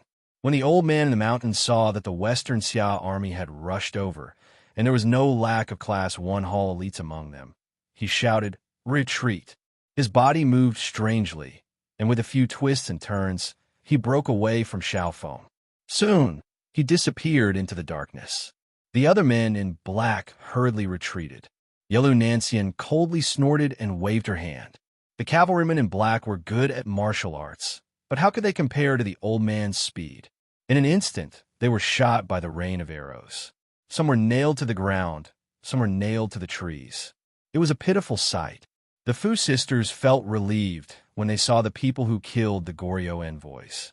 Fu Junyu couldn't help but praise. This Western Xia crown princess is beautiful and so handsome when commanding the army. It would be great if I could be like her. Fu Junyi couldn't help but say, "I'm afraid you won't have the chance to command the army. But this crown princess is really impressive." Song Qingshu smiled, but he fell into deep thought. The old man in the mountain was known as the king of assassins. It was impossible that he did not understand the principle of fleeing 1,000 miles if he failed to hit his target. Why was he entangled with Xiaofeng and the others here for so long? Why was he surrounded by the Western Xia cavalry?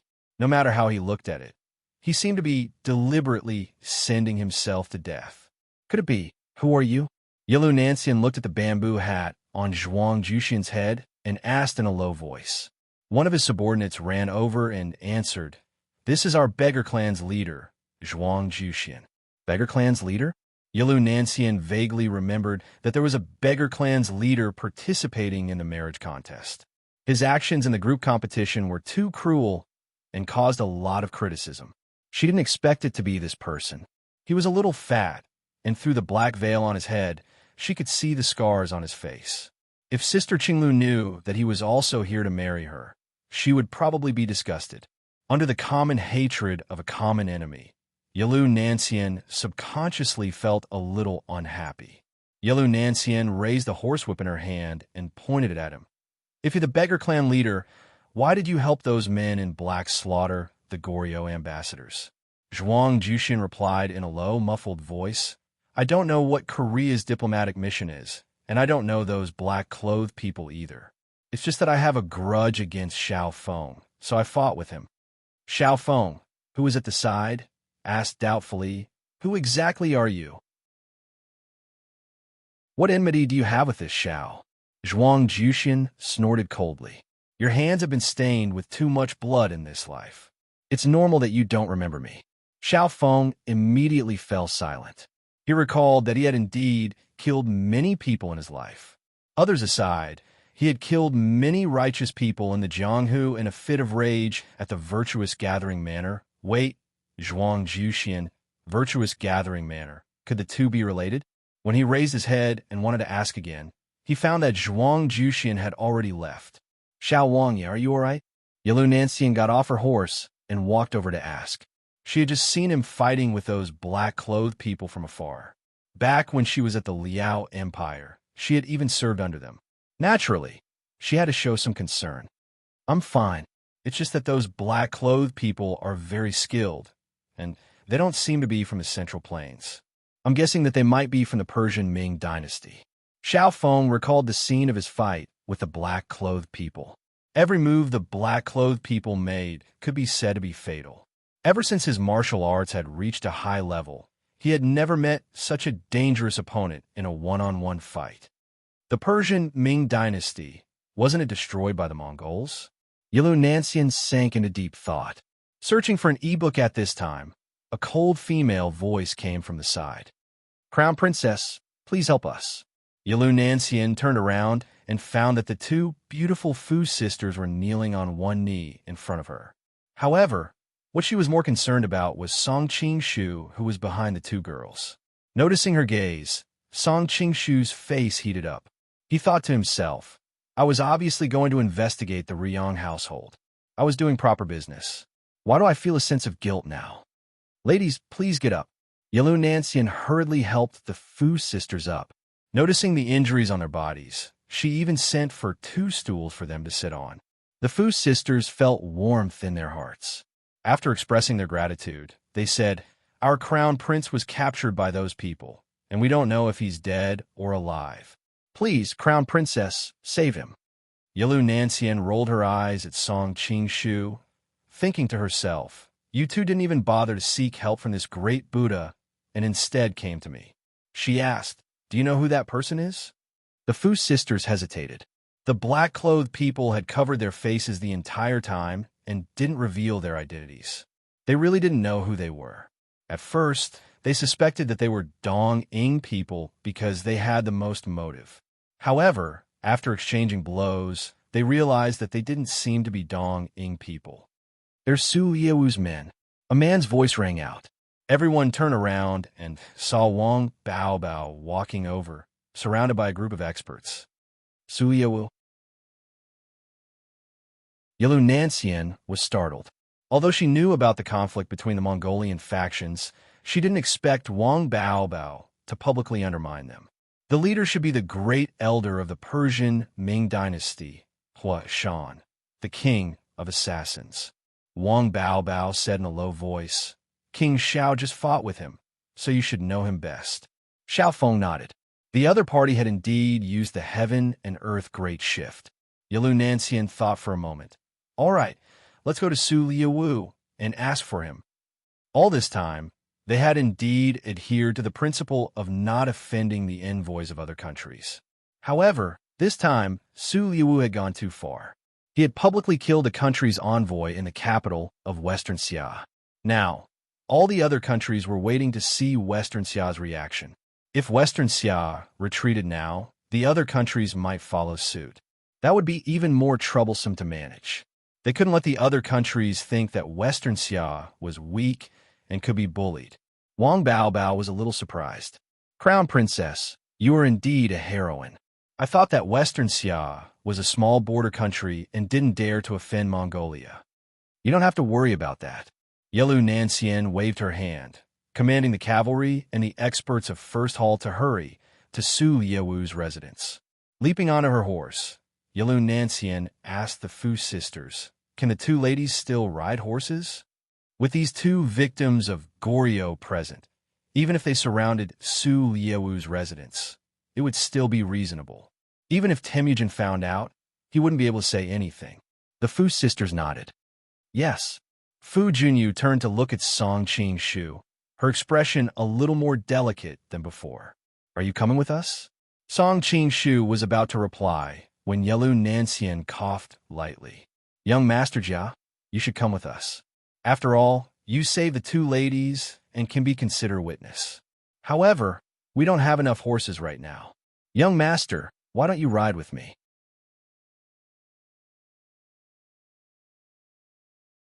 Chapter 2192. Everyone knew that the crown princess of the Xixia country had just married into the Xixia country, but the crown prince had died before the marriage was consummated. She became a widow at such a young age. The customs of the Xixia country were open-minded. Unlike the strict etiquette in the Southern Song dynasty, the crown princess did not think that the crown princess would stay a widow for the rest of her life for her husband whom she had never met. However, it was beyond everyone's expectation that she would hook up with another man so quickly. They heard that Jia Baoyu was a famous playboy in Lin, and, relying on his good looks, he mingled with women all day long and was good at pleasing them. No one expected that even the crown princess of Xixia would fall for him. There must be a male fox spirit. Wang Baobao frowned. It was a pity that the crown princess of Xixia liked a pretty boy from the Southern Song dynasty. Xiao Feng thought, Nancian and Brother Song have a relationship. Why is she so close to Jia Baoyu? He was a careful man. Although he had doubts, he didn't ask. Duanyu was lost in thought as he gazed at Yelun Nanxian's face under the moonlight, thinking to himself that this crown princess's beauty was not inferior to Miss Wang's. Sigh. He had thought that young Master Moron would come to the Western Xia's groom selection. Then he would be able to see Miss Wang again. Zhuang Juxian was also in a difficult situation. He thought of the girl in purple that he missed day and night. His expression changed from gentle to fierce. No one knew what he was thinking. Feeling the strange eyes of the people around him, Song Qingshu thought that he shouldn't offend women. Yelun Nanxian was probably playing a trick on him, but he had been through a lot, and his face was thicker than the city wall. He wouldn't be stumped by such a small thing. How can I do that? Although he said so, he didn't show any dissatisfaction. He went directly to Yelun Nanxian's horse, grabbed her thigh, and tried to climb up. Shameless. This sentence came to everyone's mind. Thinking of his promotion during the day, they felt that this sentence was the most suitable for him. Yelun Nanxian originally wanted to see him make a fool of himself. Who would have thought that he would really take advantage of the situation? She couldn't help but panic. Although she was close to him, that was in private. Now that everyone was watching and she was the crown princess, she had to consider the consequences. Hey, what are you doing? Get off quickly. I'm just joking with you. Miss Fu's injuries aren't light. I'm afraid it's not convenient for her to ride a horse. You ride with her and take care of her. Yellow Nanxian's face was red as she waved her whip at him, chasing him off. Song Qingshu had only intended to tease her and did not intend to expose their relationship so quickly. Seeing this, he took the opportunity to walk to Fu Junyi's side with a look of regret. What kind of luck is this? Even without the crown princess, there is still a beautiful female swordsman. Not to mention ordinary people, even Wang Bao, who was used to seeing beautiful women in a high position, could not remain calm. Fu Junyi had been happily watching the show. Who would have thought that in the blink of an eye, the fire would burn her? She hurriedly refused with a red face. No need. My sister and I can ride on the same horse. Yellow Nanxian directly interrupted. Second Miss Fu is also injured, and she is still young. She may not be able to support you. Also, I saw this young Master Jia carrying you all the way here. Could it be that Miss Fu is unwilling now? Fu Junyi did not expect that she would also see the scene just now. For a moment, she was embarrassed and didn't know what to say. Song Qingshu suddenly understood. No wonder she was so jealous. She saw me being beaten by Fu Junyi. All right, if you delay any longer, the crown prince will not be able to be saved. You guys follow me. Yellow Nanxian turned her horse around and led the Western Xia warriors to gallop away. Fu Junyi had no choice but to ride with Song Qingshu. She was seriously injured and weak. She could only barely maintain her balance by leaning on his chest. Thank you for your hard work, young master. Fu Junyi was hugging her from behind, feeling the man's strong, masculine aura. For a moment, Fu Junyi was in a trance. Before coming to the Central Plains, she never thought that one day she would be hugged by a man like this. Besides, it was rumored that Jia Baoyu smelled like rouge, but where was the slightest hint of rouge on him? Not all. Perhaps it was because of the injury. The body of the beauty in his arms was extremely soft, and the girl's body exuded a fresh and natural fragrance. Presumably, no man would refuse this kind of hard work. First catch for a moment, Song Qingshu was a little confused. Nanxian was obviously jealous, so why did she take the initiative to matchmake us? Was his luck so good that all his confidants were like Shuang who took the initiative to find girls for men? Speaking of which, he had not heard from Shuang for a long time. She had returned to her hometown in Jiaxing to observe mourning. If he had the chance to pass by Jiaxing, he must go and see her. Thinking back to how gentle and considerate Shuang was, Song Qingshu couldn't help but smile. Hey, you're smiling so lewdly. Don't tell me you have some strange ideas about my sister? At this time, Fu Junyu's voice startled him. He saw that the little girl was looking at him suspiciously. Song Qingshu's face reddened. What nonsense are you talking about? Ride the horse properly. Don't fall off. Fu Junyu did not let it go. Older sister, Has there been any change in this guy's body? Not expecting that she would ask this, Song Qingshu's heart tightened. Body change? Fu Junyi's white jade-like cheeks had a faint blush. No, you little girl. What kind of nonsense is going on in your mind all day long? Oh, that's good. Being scolded by her older sister, Fu Junyu became slightly happy. When there was some distance between the two horses, Song Qingshu said in a small voice next to the beautiful woman's ear, "Thank you for hiding it from me." Fu Junyu lightly bit her lip. She thought, with her younger sister's explosive personality, how could she let this kind of thing go? No need to thank me. This is not your fault. She felt that the conversation was strange. She straightened to avoid being too close to him and changed the topic. It feels like you're very familiar with the Crown Princess. Not very familiar. We've just had deep conversations a few times. Song Qingshu replied. Deep conversations? Fu Junyu's brows furrowed. Clearly, she did not understand the hidden meaning in his words. I really have to thank you this time. The Crown Princess probably helped us because of you. Song Qingshu laughed. Then how does Miss plan to thank me? Yelu Nanxian's actions were clearly not because of him, but it would be a waste not to take credit for this. Fu Junyu's face hardened. If you continue to say such frivolous words, I'm really going to get angry. Seeing that her expression didn't seem to be fake, Song Qingshu didn't dare to continue teasing her. He thought to himself that if it wasn't a coincidence, this icy beauty would have long since pierced a hole in her with her sword when facing other lechers. We've arrived. Fu Junyu was also a little flustered, but her mind was quickly occupied by saving the crown prince. At the entrance of the Mongolian embassy, Fang Yiyu and a group of Mongolian warriors were nervously facing the Western Xia cavalry.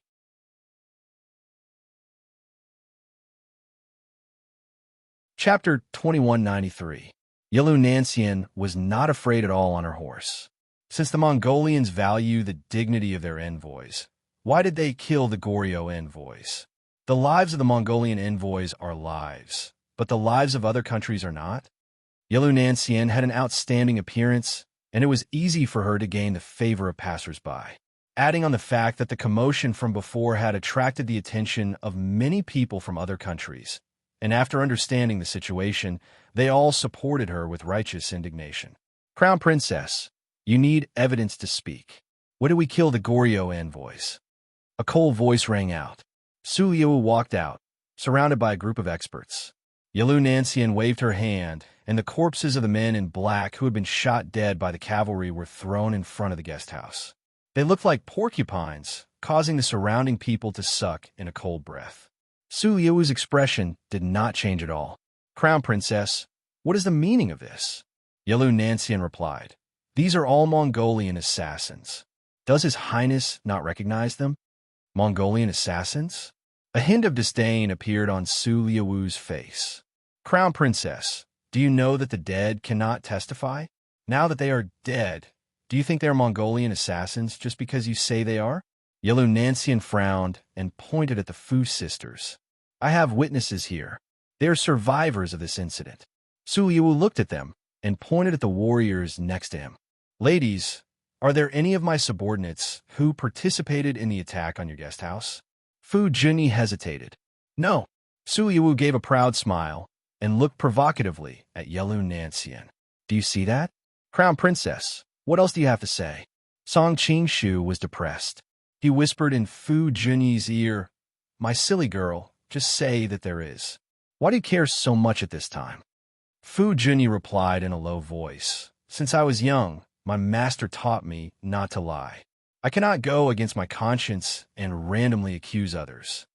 Song Qingshu cursed silently. You were the one who had clearly lied to your little sister. At this moment, Xiao Feng, who had come along, said, I just fought with that group of killers. The one leading them is the old man of the mountain from the Persian Ming dynasty. Wang Baobao also said, Everyone knows that after you destroyed the Persian Ming dynasty, Huashan, the 12 precious tree kings and the top assassins under their command have joined you. Su Liu's expression turned cold. Very good. You're helping outsiders deal with your own people? One of our own. Wang Baobao's lips curled into a mocking smile. I'm just helping reason, not family.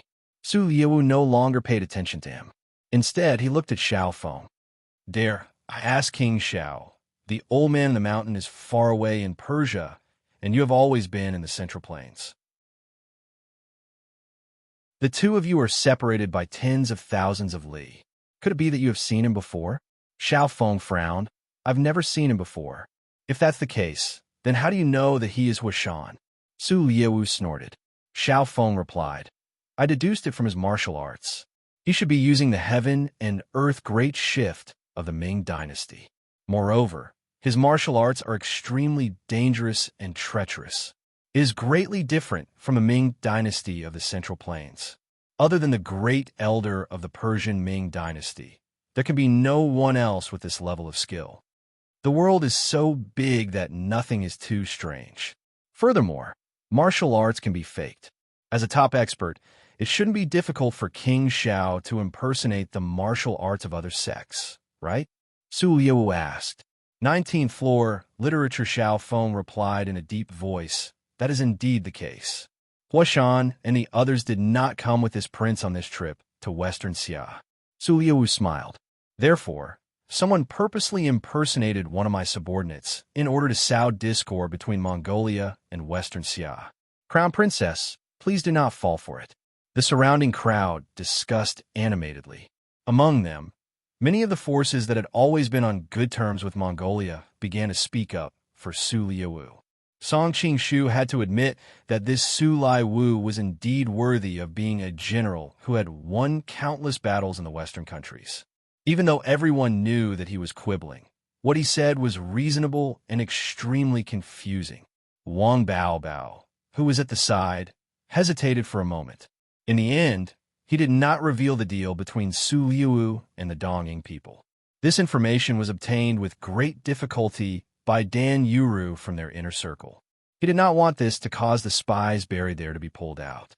Seeing that Yelu Nancian had fallen into a predicament, Fu Junyi hurriedly said, in tonight's massacre, there were 4 survivors. Lin Yan, a member of the Chui family, took advantage of the chaos to escape. Us sisters and the crown prince were captured by the assassins. Fortunately, King Xiao and the others rescued us midway, allowing us sisters to escape. However, the crown prince was taken away by other assassins. Yellow Nancian's eyes lit up. That's right. Whether you are the assassins or not, we will know once we search the library. In addition, we can also see if that old man from the mountain has followed His Highness to Western Xia. Upon receiving her signal, the Western Xia warriors took a few steps forward. However, the Mongolian warriors did not budge an inch. Both sides' weapons were already clashing, and it looked like a huge battle would erupt at any moment. Su Liu's face darkened. Crown Princess, you have to think this through. A country's library is like a country's territory. Furthermore, I live here. If I let you come in and search, where will the Mongolian Empire's face go? Yelu Nancian did not show any fear. The innocent will be innocent, and the corrupted will be corrupted. We are doing this to prove His Highness's innocence, to give Goryeo and the other countries an explanation. Duan Yanqing. Upon receiving the order, Duan Yanqing led the elites of Class 1 Hall and leaped over the Mongolian warriors' encirclement, directly jumping into the library. The clear hum of a saber resounded. Suddenly, everyone felt as if there was an additional moon in the dark night. It was a crescent moon. However, in the eyes of the peak experts present, it was clearly a saber light filled with killing intent. A muffled shout rang out. Duan Yanqing retreated at an even faster speed than when he left. He had retreated too quickly, and his legs were not in good condition. After taking a few steps back, he lost his balance and fell into the crowd of Western Xiao warriors. He was in a sorry state. Duan Yanqing quickly stood up with the support of his walking stick. His expression was extremely dark. At that moment, the crowd could clearly see that there was a sword wound on his clothes. There were already traces of blood seeping out of it. It could be seen that if he had retreated just half a step slower, he would have been cut in half. The other elites of Class 1 Hall also retreated in a sorry state. It was clear that their encounters were not much different. Western Xia's Class 1 Hall has recruited all the Class 1 Hall in the world. Today, I see that you're only SOSO. A man wearing a blood-red sleeveless outer robe walked out with a sword in his arms. His eyes shone brightly, and his face was as sinister as an eagle's. There was no expression on his face. Anyone could hear the disdain in his words. The Water Moon Sect? Song Qing-shu recognized him immediately. There were 4 sword attendants standing behind him. One of them was the Wind Lady who had pretended to be a courtesan in the brothel. The others must be the remaining members of Elements. Just now, the warriors from Western Xia's Class 1 Hall had been stopped by these 4 sword attendants. It could be seen that their martial arts were pretty good.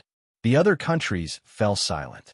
They knew that Mongolia was powerful and had gathered a lot of experts, but they didn't expect it to be this powerful. It must be known that Duan Yanqing was the leader of the 4 great villains. He had run amok in the world of martial arts for so many years, but now he was not even a match for that person's sword. Yilu Nanxian had a troubled expression. Their side was indeed lacking in top-notch experts.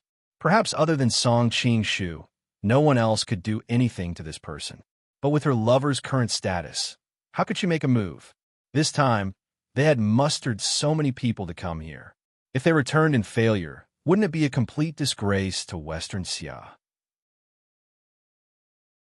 Just as they were in a dilemma, a coquettish but cold voice suddenly came from the air. How arrogant! You're tuning in to the Warrior Lore YouTube channel. Don't forget to subscribe and join us on this journey to catch the most captivating stories.